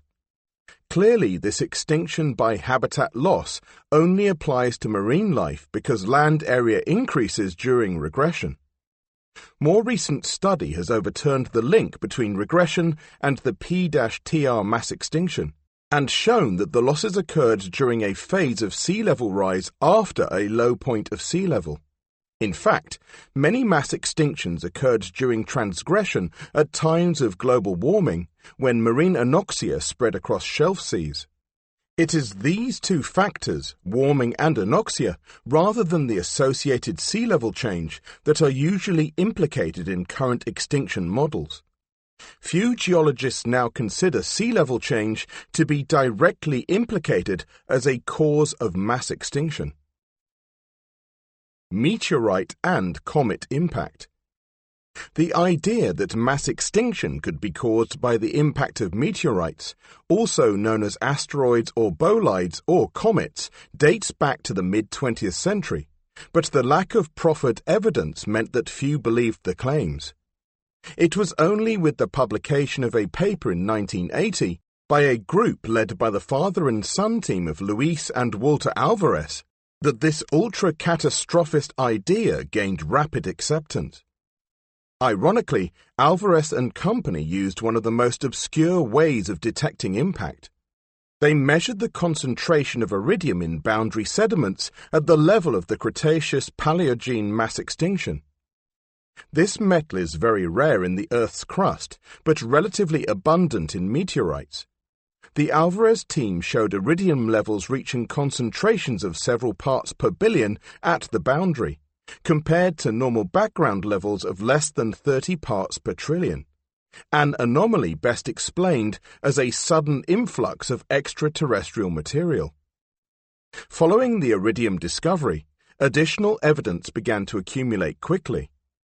Shocked quartz is the name given to grains of this mineral showing cross-hatched deformation bands, normal quartz is clear, that are produced at ultra-high pressures during meteorite impact, or at nuclear test sites today. These grains, together with stishovite, a high-pressure variant of quartz, were found in K-PG boundary sediment. In addition, microtectites and microspherules turned up. The former represent rapidly cooled droplets of liquid rock, and the latter are condensed blobs of vaporized rock, and are both examples of material blown out of an impact crater. 10 years after the initial discovery of the iridium anomaly, the most irrefutable evidence of all, a giant impact crater 180 kilometers in diameter and 66 million years old, was located buried beneath younger rocks at Chicxulub on the Yucatan Peninsula in southeast Mexico. This is the largest known crater on Earth, and the regional geology reveals that the target rocks were mostly limestone and anhydrite, a mineral composed of calcium sulfate formed by evaporating seawater, although some sandstone must also have been present to source the shocked quartz. The K-PG extinction scenario envisages a 10-kilometer diameter meteorite hitting the Earth, releasing energy equivalent to 100 million megatons of TNT, This is around 1 billion times more energy than was released by the atomic bomb dropped on Hiroshima, and blasting huge amounts of material, ejecta, into the atmosphere. Initial ideas focused on the cooling effects of dense clouds of dust, but modeling and comparison with large-scale volcanic eruptions indicates that this phenomenon would be very short-lived, a few months, because dust falls out of the atmosphere quickly. Cooling could also have been exacerbated by soot from burning triggered by hot ejecta material raining back to the ground and setting fire to vegetation. However, probably the most harmful effects came from the vaporization of the Yucatan target rocks. Anhydrite would produce SO2 and ultimately cooling clouds of sulfate aerosols, while the limestones would produce CO2. As it happens, these are the same two gases implicated in the volcanism-driven extinction models described before. So, the Chicxulub impact can be thought of as a supersized eruption, with intense darkness and cooling caused by sulfate aerosols, aided by soot, lasting for several years, followed by warming due to the greenhouse gas effects of the CO2.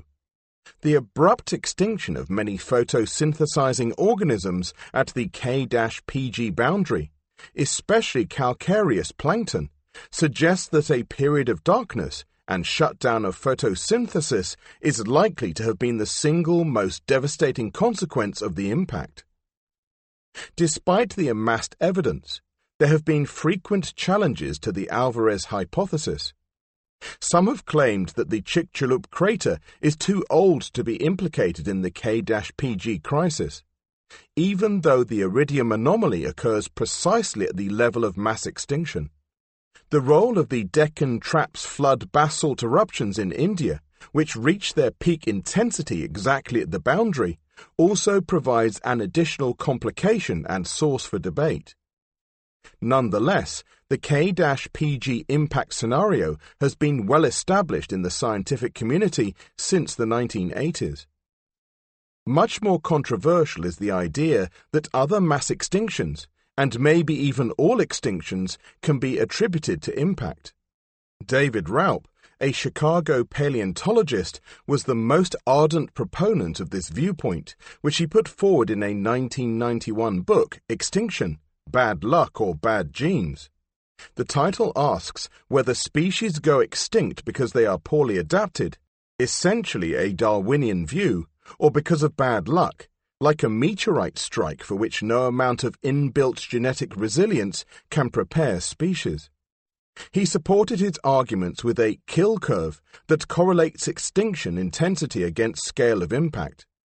This conceptual graph suggests that very rare giant impacts, such as the Chicxulub example, are likely to cause mass extinctions on the scale of the K-PG catastrophe, while more frequent smaller impacts also cause extinction but on a smaller scale.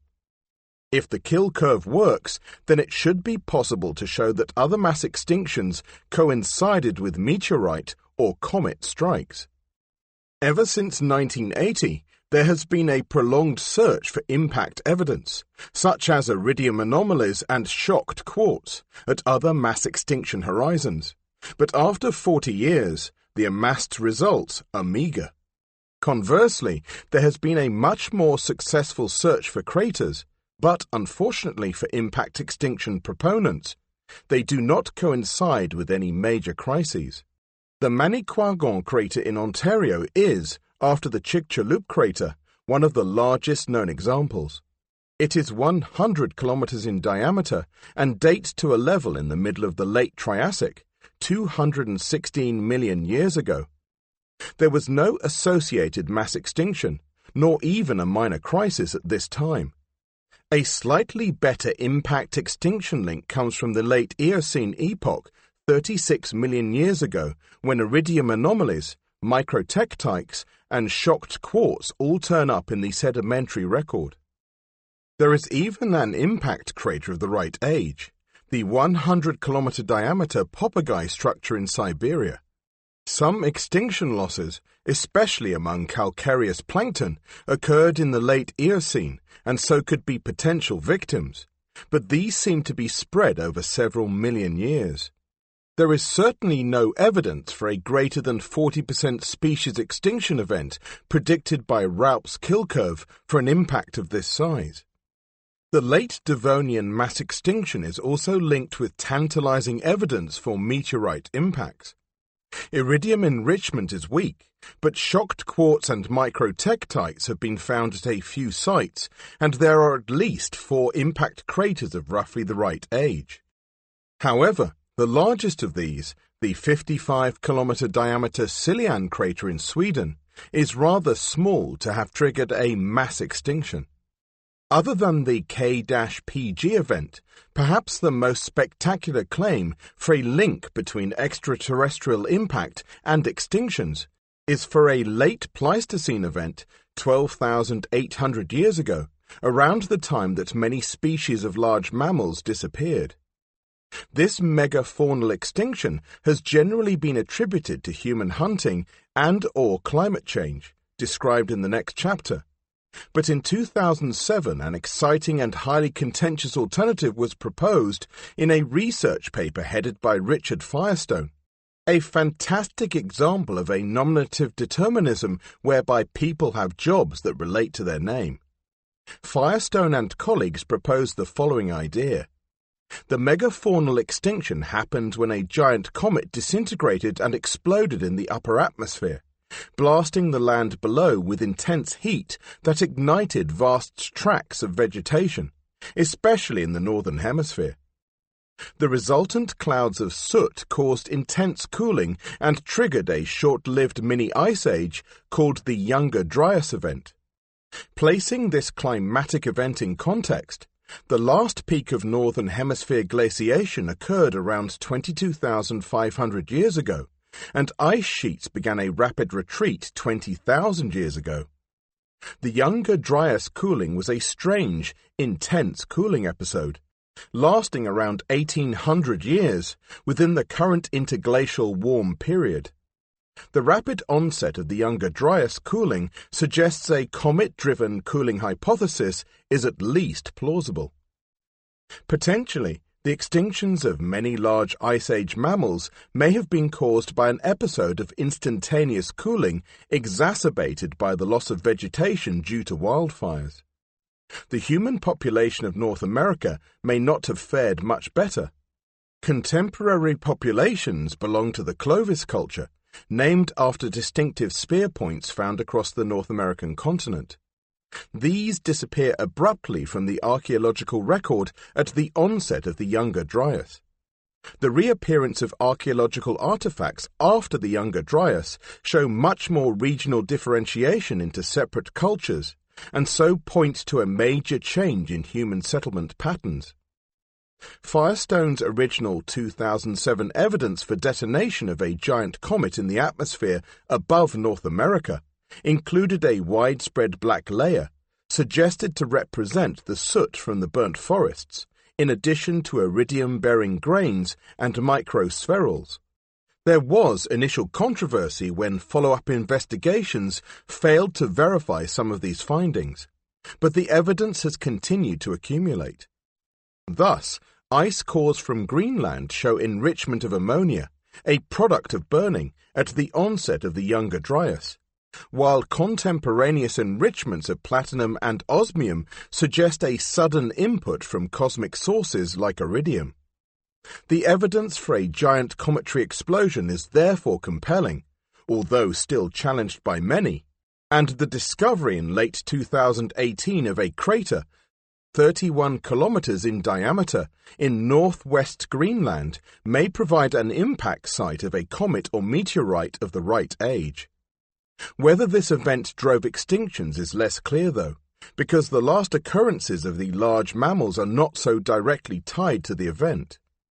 North American megafaunal extinctions straddle the Younger Dryas period, with some distinctive animals such as the woolly mammoth, Mammoth primigenius, surviving until 10,000 years ago, a considerable time after the Younger Dryas cold snap. Only a handful of species seem to have gone extinct at the precise time of impact. Spectacular it may have been, but the cometary impact/explosion does not appear to have played a major role in the Pleistocene extinction losses. These are discussed further in Chapter 6. Chapter 6. What happened to the Ice Age megafauna? The Ice Age or Pleistocene period from 2.6 million to 11,650 years ago was a time when the climate cycled from glacial to interglacial states every 100,000 years or so. The consequent waxing and waning of continental ice caps caused dramatic changes in shelf sea area as global sea level fluctuated by up to 200 meters. Many islands became regularly connected and then isolated from other land masses, a process that caused the repeated isolation and then mixing of endemic faunas. The immense diversity of the island-rich Southeast Asian region has been attributed to this process, which is likely to have fostered the evolution of new species, or speciation. However, despite the magnitude and speed of all these climatic changes, that required frequent, rapid migrations by most species, the Pleistocene was not a time of unusually high extinction rates in either marine or terrestrial settings. The sole exception occurred during and after the last glacial maximum, when numerous large terrestrial animals disappeared. This has been termed the Pleistocene megafauna extinction, and its cause has been one of the most highly contested topics in paleontology for the past 50 years. Often called a mass extinction, this term is not really appropriate to the megafauna extinction because losses overall were trivial compared to the scale experienced during the Big Five mass extinctions. They were also highly selective. True mass extinctions by definition are global-scale events, with extinctions spread among diverse ecological groups and habitats. The megafauna are usually defined as animals with greater than 44 kilogram mass, although some use a 100 kilogram definition, and, using this somewhat arbitrary definition, it appears that 97 genera, nearly two-thirds of the global total, and nearly 180 species disappeared late in the Pleistocene. In fact, analysis of the losses has shown that the extinctions preferentially removed slowly reproducing species, especially those that produced fewer than one offspring per female per year. Such animals tend to be large species, hence the megafaunal nature of the crisis. However, some small species also reproduce slowly, and these too suffered high extinction levels, such as several extinct species of spiny anteaters in Australia, which only weighed around 7 kilograms. Those large animals that survived the cull tended to be in Africa, where a highly diverse megafauna still roams, as it has since the Pleistocene, or in the dense forests of Southeast Asia, which has retained elephants, rhinos, and large apes, although all are now endangered by modern habitat loss and hunting. The extinctions occurred from 40,000 to 3,000 years ago, but the intensity and timings varied from continent to continent, and as a result, separate discussions have developed for each region, with different alternatives holding sway. Nonetheless, the selective nature of the losses is very similar on all continents, and the same two culprits are always in the dock: climate change and humans. At the start of the extinctions, the world was in a relatively warm interglacial period, but the climate gradually cooled into glacial conditions that peaked 22,000 years ago. This was followed by temperature rise that culminated in a warm interval 14,700 to 12,800 years ago, known as the Bolling-Alerod interstadial. The warmth was briefly interrupted by the Younger Dryas cool episode 12,800 to 11,600 years ago, but it rapidly returned. This point marks the Pleistocene/Holocene boundary into the interstadial which we are still enjoying today. With the possible exception of the Younger Dryas, none of these climate changes were in any way unusual. There had been dozens of similar oscillations throughout the Pleistocene. The unique aspect of the late Pleistocene was the migration of modern humans out of Africa and their spread across the globe. As we shall see, our species' arrival on different continents was often closely followed by megafauna extinctions. This correlation suggests a causal link, and it was first proposed 50 years ago by Paul Martin, an anthropologist from the University of Arizona. He suggested the extinctions were human-driven from intense hunting and termed the arrival of humans a blitzkrieg, a military term for a lightning war. Humans are also capable of causing intense environmental changes such as deforestation, which may inadvertently lead to extinctions. This sometimes gets called sitzkrieg. The megafauna of the African continent escaped all this warlike strife, and they provide a useful counterpoint to the blitzkrieg/sitzkrieg models. Martin argued that African mammals spent hundreds of thousands of years co-evolving with human species, and so learned to be wary of them. In contrast, the megafauna of other continents likely had a naive appreciation of the dangers they faced from the newly arrived, innocuous-looking humans. Right from the beginning, Martin's hypothesis was controversial, with many scientists downplaying the role of humans in megafaunal extinctions and instead pointing to climate change and its role in shifting habitats. There were certainly many fluctuations during the extinction interval, including the rapid onset of the younger Dryas cooling. The Pleistocene climate was also punctuated by numerous Dansgaard-Oeschger events. These were brief, 1,000-year warm episodes superimposed on cooler intervals, and have been proposed as the main cause of extinctions. However, the correlation precision is not yet quite good enough to test this link, and it is important to remember the extinctions occurred at widely varying times on different continents. As such, no single climatic event could be responsible for the extinctions. Australia. Much of the debate on the megafauna extinctions is caused by the variable quality and quantity of dating evidence for human arrival and extinctions. This is especially the case for the losses in Australia, which experienced the first and most intense of all the late Pleistocene crises. Extinctions appear to have begun rapidly around 45,000 years ago, when 23 out of the 24 terrestrial animal genera that weighed more than 45 kilograms disappeared in fewer than 2,000 years. The main victims were large marsupials including Phascolonus, a 200-kilogram wombat, Diprotodon, a giant herbivore weighing more than 2 tons, Procoptodon, a giant kangaroo, Protemnodon, a giant wallaby, and Thylacoleo, a 130-kilogram marsupial lion. Reptiles were the top predators in the Australian landscape, and these too went extinct. They included an impressively large lizard, Megalonia, which was a close relative of the Komodo dragon, albeit bigger at more than 5 meters in length and weighing in at over 600 kilograms. In more forested areas, a gigantic snake, the 9-meter-long Wanambi, may have taken the top predator role.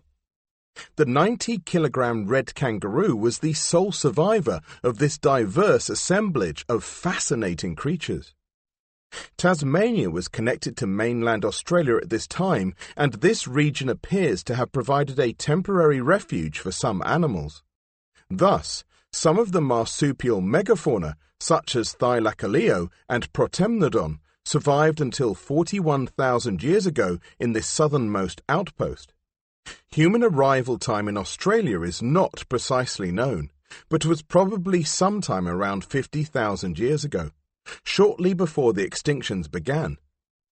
Although there is tentative evidence for a much earlier arrival around 65,000 years ago. They arrived by boat from the north and spread their way south through the continent. Thus, the spread in timing of the extinctions, with the last survivors occurring in Tasmania, is strongly supportive of an overkill model. Nonetheless, climate change also has its supporters, with gradual cooling and aridification blamed for the losses. Part of the problem in resolving debates on the extinction of the Pleistocene megafauna stems from the general rarity of terrestrial tetrapod fossils, and thus the problem of precisely dating first and last appearances, especially of a species like Homo sapiens, which has a very scrappy fossil record. A partial solution to this problem comes from the high-quality, prolifically abundant spore and pollen fossils found in sedimentary rocks, which provide a high-resolution history of plant communities. The key fossil is a spore, Sporormiella, produced by a fungus that decomposes the dung of herbivorous animals. In a landscape covered in the dung produced by abundant plant-eaters, Sporormiella is very common. This was the case in Australia up to 45,000 years ago, but the spore became much rarer over the subsequent 2,000 years, indicating the rapid disappearance of most herbivores and their dung. This decrease does not coincide with any climate change, but rather it occurs shortly after human arrival. Human blitzkrieg is thus a strong contender for the elimination of the Australian megafauna, unless the 65,000-year arrival date can be confirmed. Northern Eurasia. The disappearance of the northern Eurasian megafauna is the most complex of all the late Pleistocene crises because the losses were staggered and consisted of both regional extinctions, or extirpations, and true extinctions. They can be broadly grouped into two main phases that occurred before and after the last glacial maximum, with the earlier one spread over a considerable period of time, from 40,000 to 22,000 years ago. Our own close relative, Homo neanderthalensis, was among the first to go during this phase, while the straight-tusked elephant, Paleoloxodon, and the cave bear, Ursus spelaea, were the last. Strictly speaking, Paleoloxodon was only extirpated in mainland Europe because a population may have survived in China until 3,000 years ago, and several dwarf species lived on Mediterranean islands until the same cutoff time. Extinction losses intensified during the second phase and were concentrated in a shorter interval, from 13,000 to 10,000 years ago, that encompasses the rapid climatic oscillation of the Younger Dryas. However, it is difficult to tie any species losses precisely to the sudden onset of this cold episode. The closest correlation is the extinction of the woolly rhinoceros, Colodonta antiquitatis, the fossil of which became increasingly rare after 15,000 years and is last seen depicted in cave art 12,500 years ago. It was outlasted by the iconic woolly mammoth, one of the last megafauna species to go extinct in Eurasia. Their disappearance shows interesting regional variations and staggering across time periods. In Europe, they became very rare after 15,000 years, but, like the woolly rhinoceros, they are still seen depicted in human artifacts, drawings etched in bone, from Germany until 12,000 years ago. It appears that their range gradually contracted northwards, because the youngest mainland mammoths survived in the Taimyr Peninsula of northern Siberia until 9,650 years ago. A small population of mammoths even held out on Wrangel Island in the Arctic Ocean, where the last individuals died only 3,000 years ago, meaning that they survived into the late Bronze Age. Total megafaunal extinctions in Eurasia were much fewer than in Australia, but they still represent a significant crisis. Linking the losses to climate change is not easy because they occurred over a broad interval that encompassed the full spectrum of Pleistocene climates, and the ecology of the animals varies greatly. Thus, the grass-feeding mammoth lived in tundra habitats, while the straight-tusked elephant was a browser that lived in broad-leaved forests. Extinction scenarios thus have to be individually tailored for each species, making for untidy models.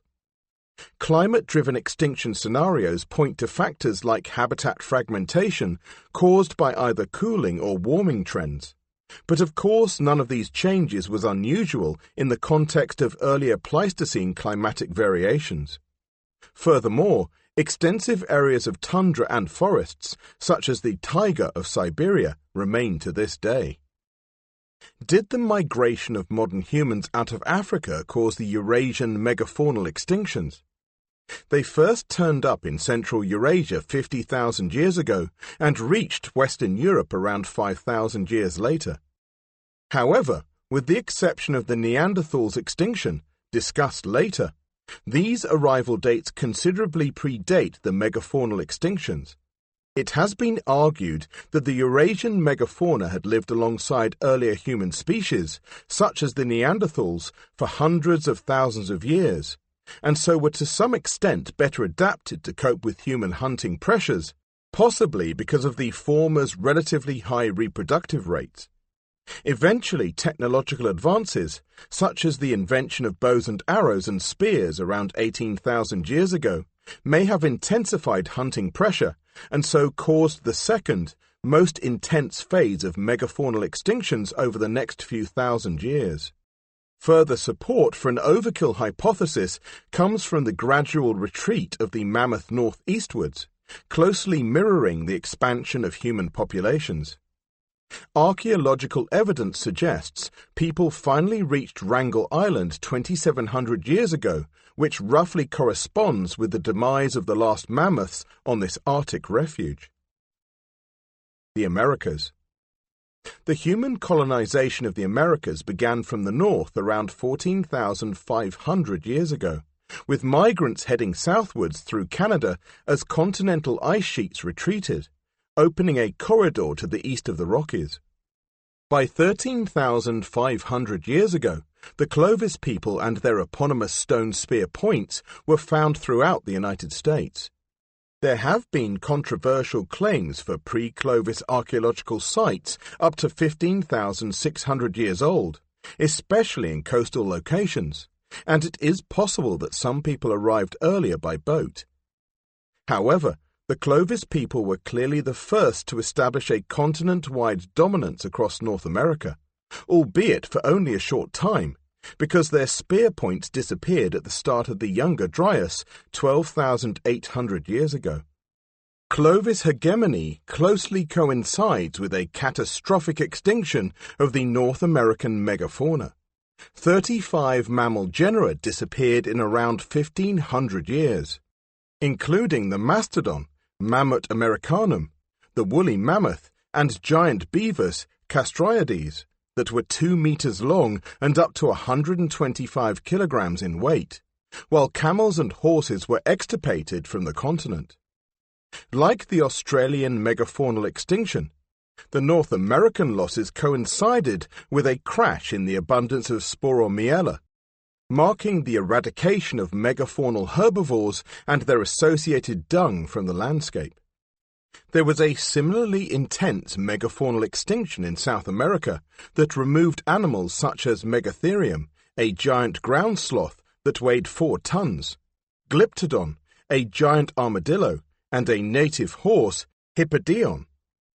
The South American losses appear to have occurred later, around 11,500 to 8,000 years ago, than those in North America, and they began with the arrival of the first humans. Clearly, the temporal link between extinctions and human arrivals in the Americas is very close. This is exemplified further by the numerous losses among the sloths, a family characterized by low reproductive rates and a range of body sizes that peaked with Megatherium, but also includes tree-dwelling, 2-toed species that weigh only 6 kilograms.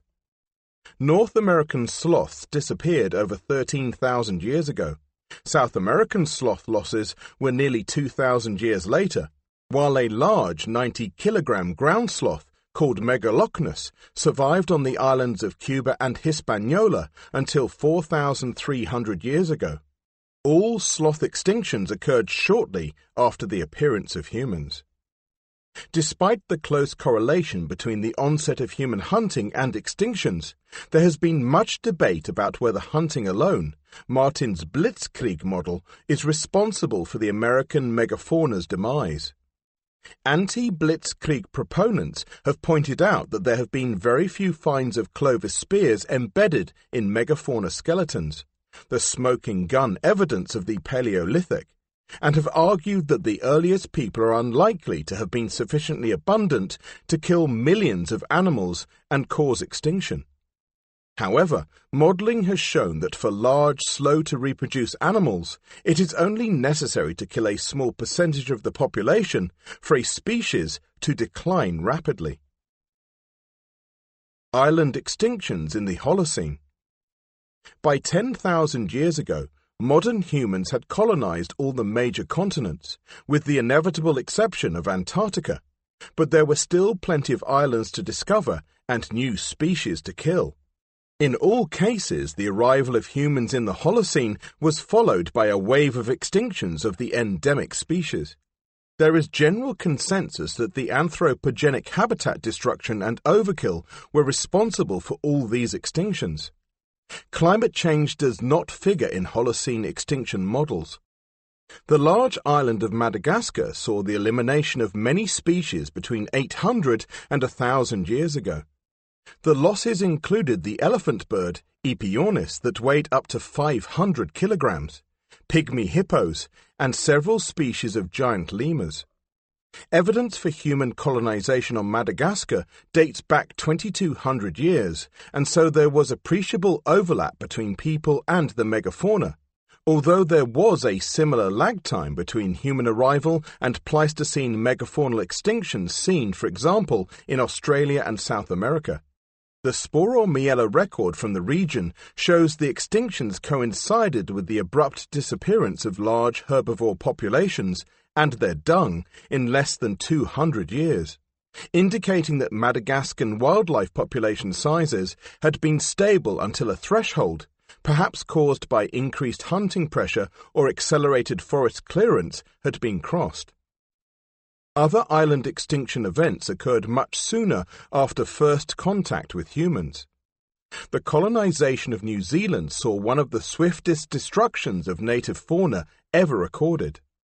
Polynesian settlers first landed in 1280, where they found islands teeming with endemic animals, including 9 species of giant flightless birds called moa. By around 1430, all the moa had gone, along with Hust's eagle, the largest raptor ever recorded. Weighing up to 16 kilograms, this large predator's diet had probably centered on the moa. The discovery of the island of Mauritius in 1598 by the Dutch Navy represents one of the last encounters between humans and an untouched island fauna. The result was perhaps inevitable. By 1662, the native dodo was extinct.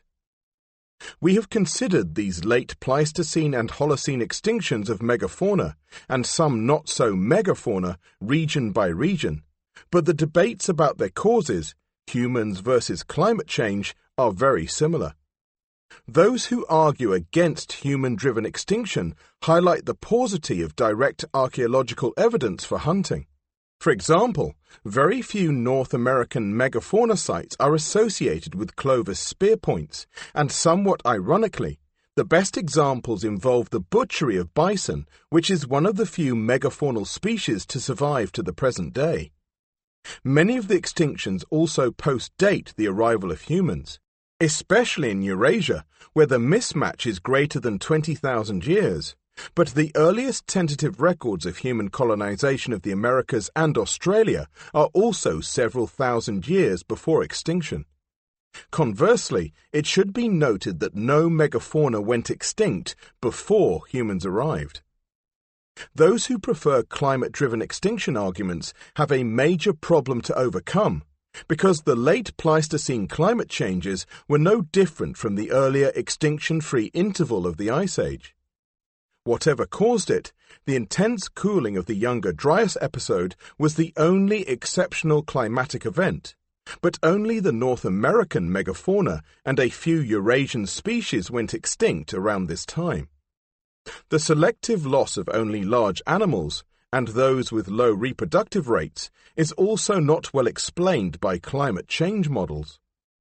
Under the normal rules of extinction, highest losses generally occur among species with a relatively limited habitat range, but the Pleistocene extinctions were fundamentally different.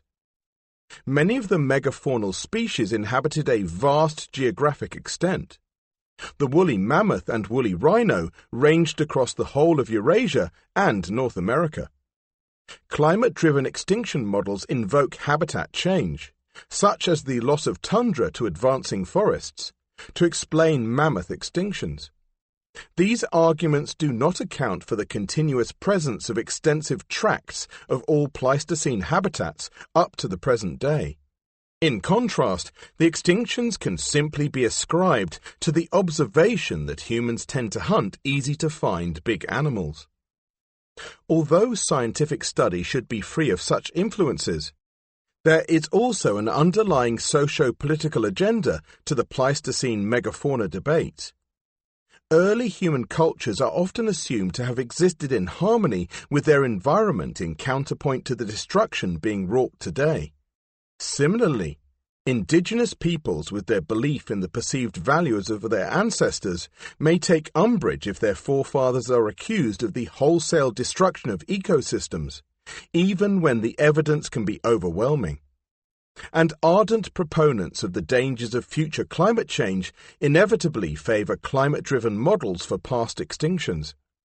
Thus, Stephen Rowe and colleagues from the University of Sydney wrote in 2006 that by minimising the role of climatic influences on Pleistocene events, and instead blaming humans, we risk overlooking salient lessons from the past in a world now facing significant climate change. Alternatively, it could be argued that, by being too quick to blame climate change, we fail to recognize the ability of humans to eradicate entire terrestrial ecosystems all on their own. The Sporormiella data are especially important because they suggest that megafauna populations generally remain stable until an irreversible tipping point is reached, whereupon waves of extinction rapidly follow within a few hundred years, an observation of potential significance for the remaining megafauna in Africa. Neanderthals and human extinctions. The genus Homo has been immensely successful over the past 2 million years. From its African heartland, at least a dozen species have evolved, and several have spread far and wide. However, from the viewpoint of diversity, Homo is currently in serious trouble, because we are the only species left. Studies on human evolution rarely focus on this aspect of our family tree, with its numerous dead-end branches, but instead they are typically concerned with ancestral relationships and the step-by-step acquisition of the attributes, such as bipedality and a large brain, that makes us human. The problem with investigating Homo extinctions is the sheer rarity of fossils.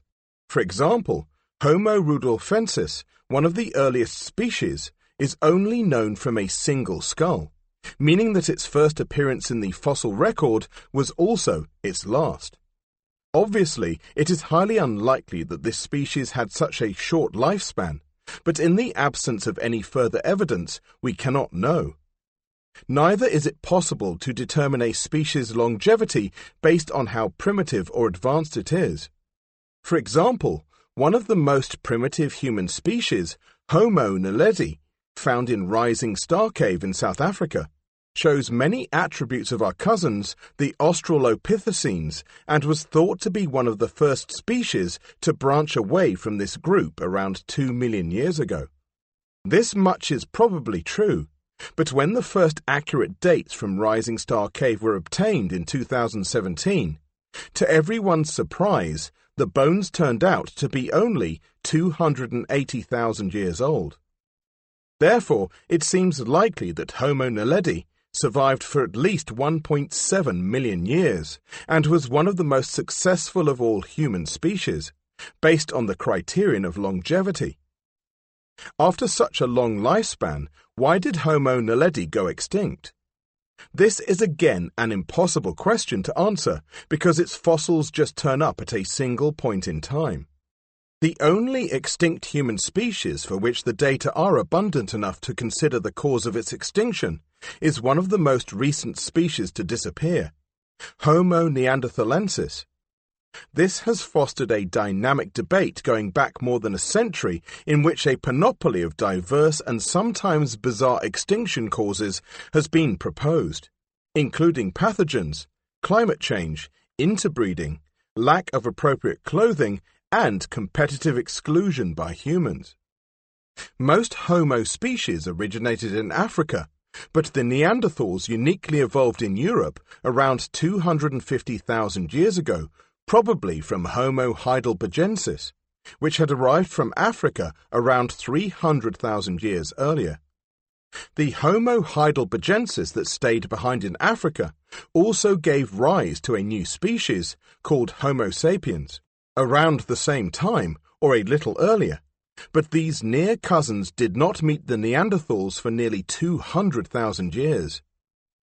Compared to ourselves, Homo neanderthalensis was much more powerfully built, slightly shorter, and possessed a slightly larger brain. There are also clear differences in the skull. Neanderthals had a weaker chin, strong eyebrow ridges, a low forehead, and a distinctly extended rear portion of the skull. Their lifespans appear to have been shorter, reaching maturity around 12 years of age and rarely living beyond 40. Individuals with crippling injuries are known to have lived into old age, suggesting that invalids were cared for, probably in social groups, and, from 100,000 years ago, they started to bury their dead, a behavior otherwise unique to our own species. Studies of their teeth chemistry shows that their diet was predominantly meat, probably from large game like mammoths. To help them kill their prey, Neanderthals developed an array of simple stone tools, like arrow points and blades, which constitute part of the Mousterian industry attributed to Neanderthals. Early in their history, the Neanderthals were content to remain in Europe, probably living in small hunter-gatherer groups. But from 100,000 years ago, they started to spread eastwards, and by 45,000 years ago, their range spanned 8,000 kilometers from the Atlantic coast of Europe to deep into Siberia and the Middle East. The Neanderthals were clearly doing well at this stage in their history, and they might have been predicted to enjoy a future of continued expansion, but at this point they ran into modern humans. The initial contact is seen in the Levant region, such as modern Israel, where human and Neanderthal remains and their tools are found interlayered in sediments from around 60,000 to 48,000 years ago. These alternations have been attributed to climatic oscillations, with Neanderthals occurring during inferred cooler intervals and modern humans during the warmer times. This delicate balance of the Neanderthal-human front line changed dramatically around 45,000 years ago, with the rapid expansion of modern humans out of Africa into the Middle East, and then Europe and Asia. It was accompanied by an equally rapid retreat of the Neanderthals, and by 40,000 years ago, they were extinct. Early ideas for the extinction of Neanderthals included the notion that they interbred with the much more abundant humans and so became diluted out of existence. The sequencing of the Neanderthal genome in 2010 debunked this idea, but it did show that most modern humans possess a small percentage of Neanderthal genes, indicating limited interbreeding, probably during their first encounters in the Levant. The exceptions are those people from sub-Saharan Africa whose ancestors never met the Neanderthals and so do not have any of their genes. That modern humans and Neanderthals could mate with each other and produce viable offspring shows how closely related the two species were. However, after a potentially convivial first encounter, subsequent human expansions seems to have been to the detriment of the Neanderthals. How much temporal overlap there was between the two Homo species during this invasion has been much discussed. The arrival of modern humans in Europe is seen in a dramatic change in archaeological artifacts that defines the boundary between the mid and late Paleolithic eras. Thus, the simple stone tools of the Mousterian industry rapidly give way to a much more diverse array of artifacts produced by modern humans. These new Aurignacian artifacts included arrows, harpoons, fishhooks, needles, numerous types of knife, and a diverse array of jewellery, made from ivory, bone and shells, and carved figures. Cave painting in Europe also began around 40,000 years ago, and shows the advanced artistic capabilities we expect of modern humans. There was, however, a short-lived and intriguing transitional industry in southern France and northern Spain, named the Châtel-Perronien. This is distinguished by bladed stone tools and ivory ornaments, which are more sophisticated than Mousterian artifacts, but significantly less impressive than Aurignacian ones. This raises the question of whether the Neanderthals improved their technology following cultural interactions with humans in the final few thousand years of their existence. The presence of Neanderthal bone fragments at some Châtel-Perronien sites has been used to link the makers with tools, but of course such evidence could also simply record the presence of butchered Neanderthals at sites occupied by humans. The last Neanderthals may have lived in Spain and Portugal where, some have suggested, their population density was sufficiently high to hold back the influx of Homo sapiens. Specifically, it has been argued that the river Ebro in northern Spain was a front line that was only breached around 37,000 years ago. This was followed by the rapid extirpation and extinction of the remaining Neanderthal population.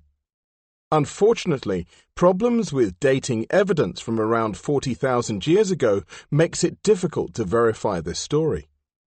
The issue lies with the widely applied technique of carbon dating, which uses the decay of carbon-14 as a radioactive clock.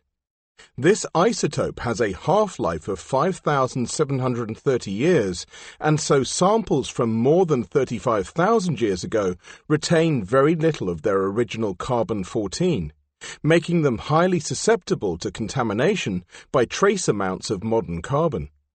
Thus, artifacts and bones from approximately 40,000 years ago often yield dates that are a little younger than they should be, and this has probably happened in the case of the last Neanderthal remains from Spain. The latest improved dating efforts suggest that the European Neanderthals disappeared very rapidly across the entire continent around 40,000 years ago, indicating there was no refuge or final stronghold in Spain. Currently, the most favoured but nonetheless debated causes for Neanderthal extinction are competitive exclusion and climate change. The latter model focuses on Heinrich Event 4, one of 6 such episodes recorded in the past 60,000 years. These events consist of short-lived, approximately 1,000-year intervals when icebergs became abundant in the North Atlantic. They seem to be associated with changed rainfall patterns and, for some examples but not all, cooling of terrestrial temperatures. The origin of this climatic phenomena is poorly understood and need not concern us here, but Event 4 coincided with the Neanderthal extinction and so has been directly linked to their demise. It is argued that conditions became cooler, which may have contributed to an already ongoing cooling trend, causing Neanderthal populations to fragment and become extinction-prone. Adding detail to this scene, a recent idea suggests that the Neanderthals were incapable of making warm clothing like Homo sapiens, with their needles and sewing ability, and so were less able to adapt to climate cooling. Clearly, though, there are many problems with this entire scenario. Neanderthals evolved in the cool climate of Europe, in contrast to the modern humans who had recently arrived from the hot African savanna, and so the former had already experienced much colder conditions in their history. If any species was going to suffer during a cold snap, surely it would be the newly arrived African immigrants.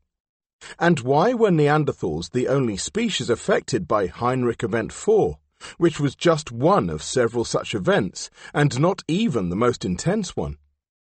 Competitive exclusion models suggest that human hunting pressure on the European megafauna deprived the Neanderthals of their prey. However, the decline in the megafauna occurred much later.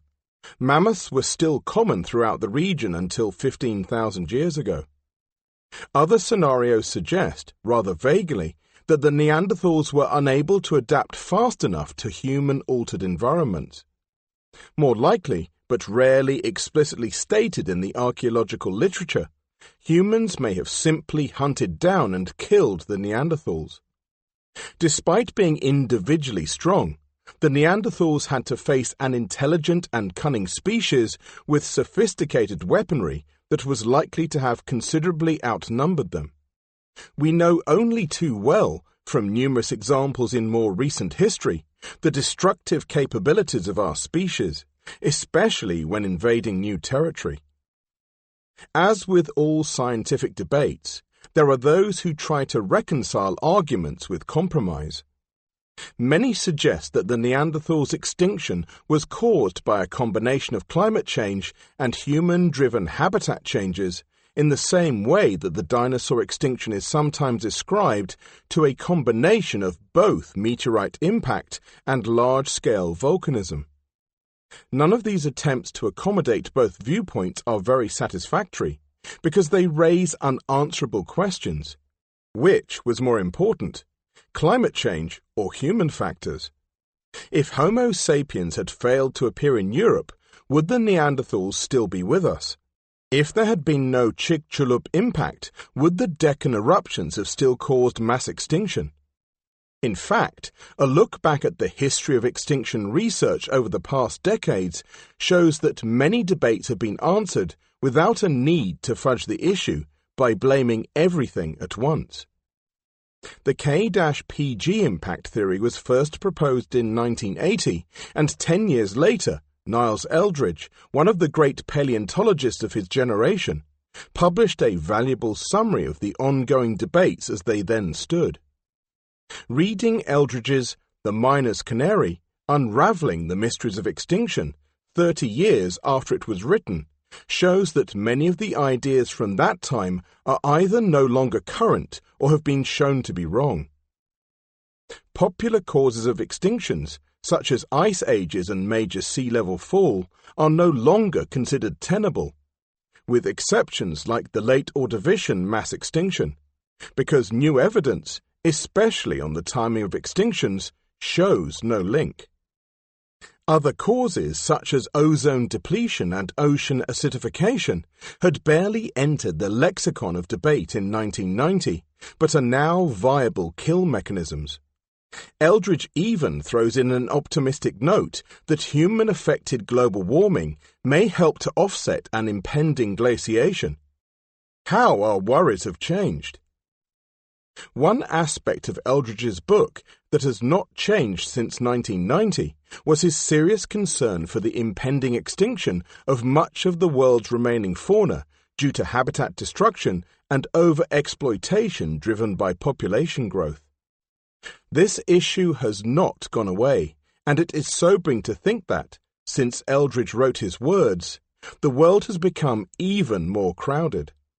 Humanity has increased by another 1.2 billion and stands at 7.2 billion today, with the possibility of reaching 9.6 billion by 2050. The impending sixth mass extinction is a reality that requires much urgent action. Recovery from mass extinctions takes millions of years, which is forever on a human timescale. Add current worries about climate change, which may not happen next year, but will almost certainly happen in the next few centuries, and it is clear that extinction is going to remain a global issue for the foreseeable future. This concludes Extinction by Paul B. Wignall, narrated by Jonathan Cowley. Copyright 2019 by Paul B. Wignall. This unabridged audiobook is published by arrangement with Oxford University Press and was produced in the year 2019 by Tantor Media Incorporated, a division of Recorded Books which holds the copyright thereto. Please visit tantor.com for more information on our growing library of unabridged audiobooks.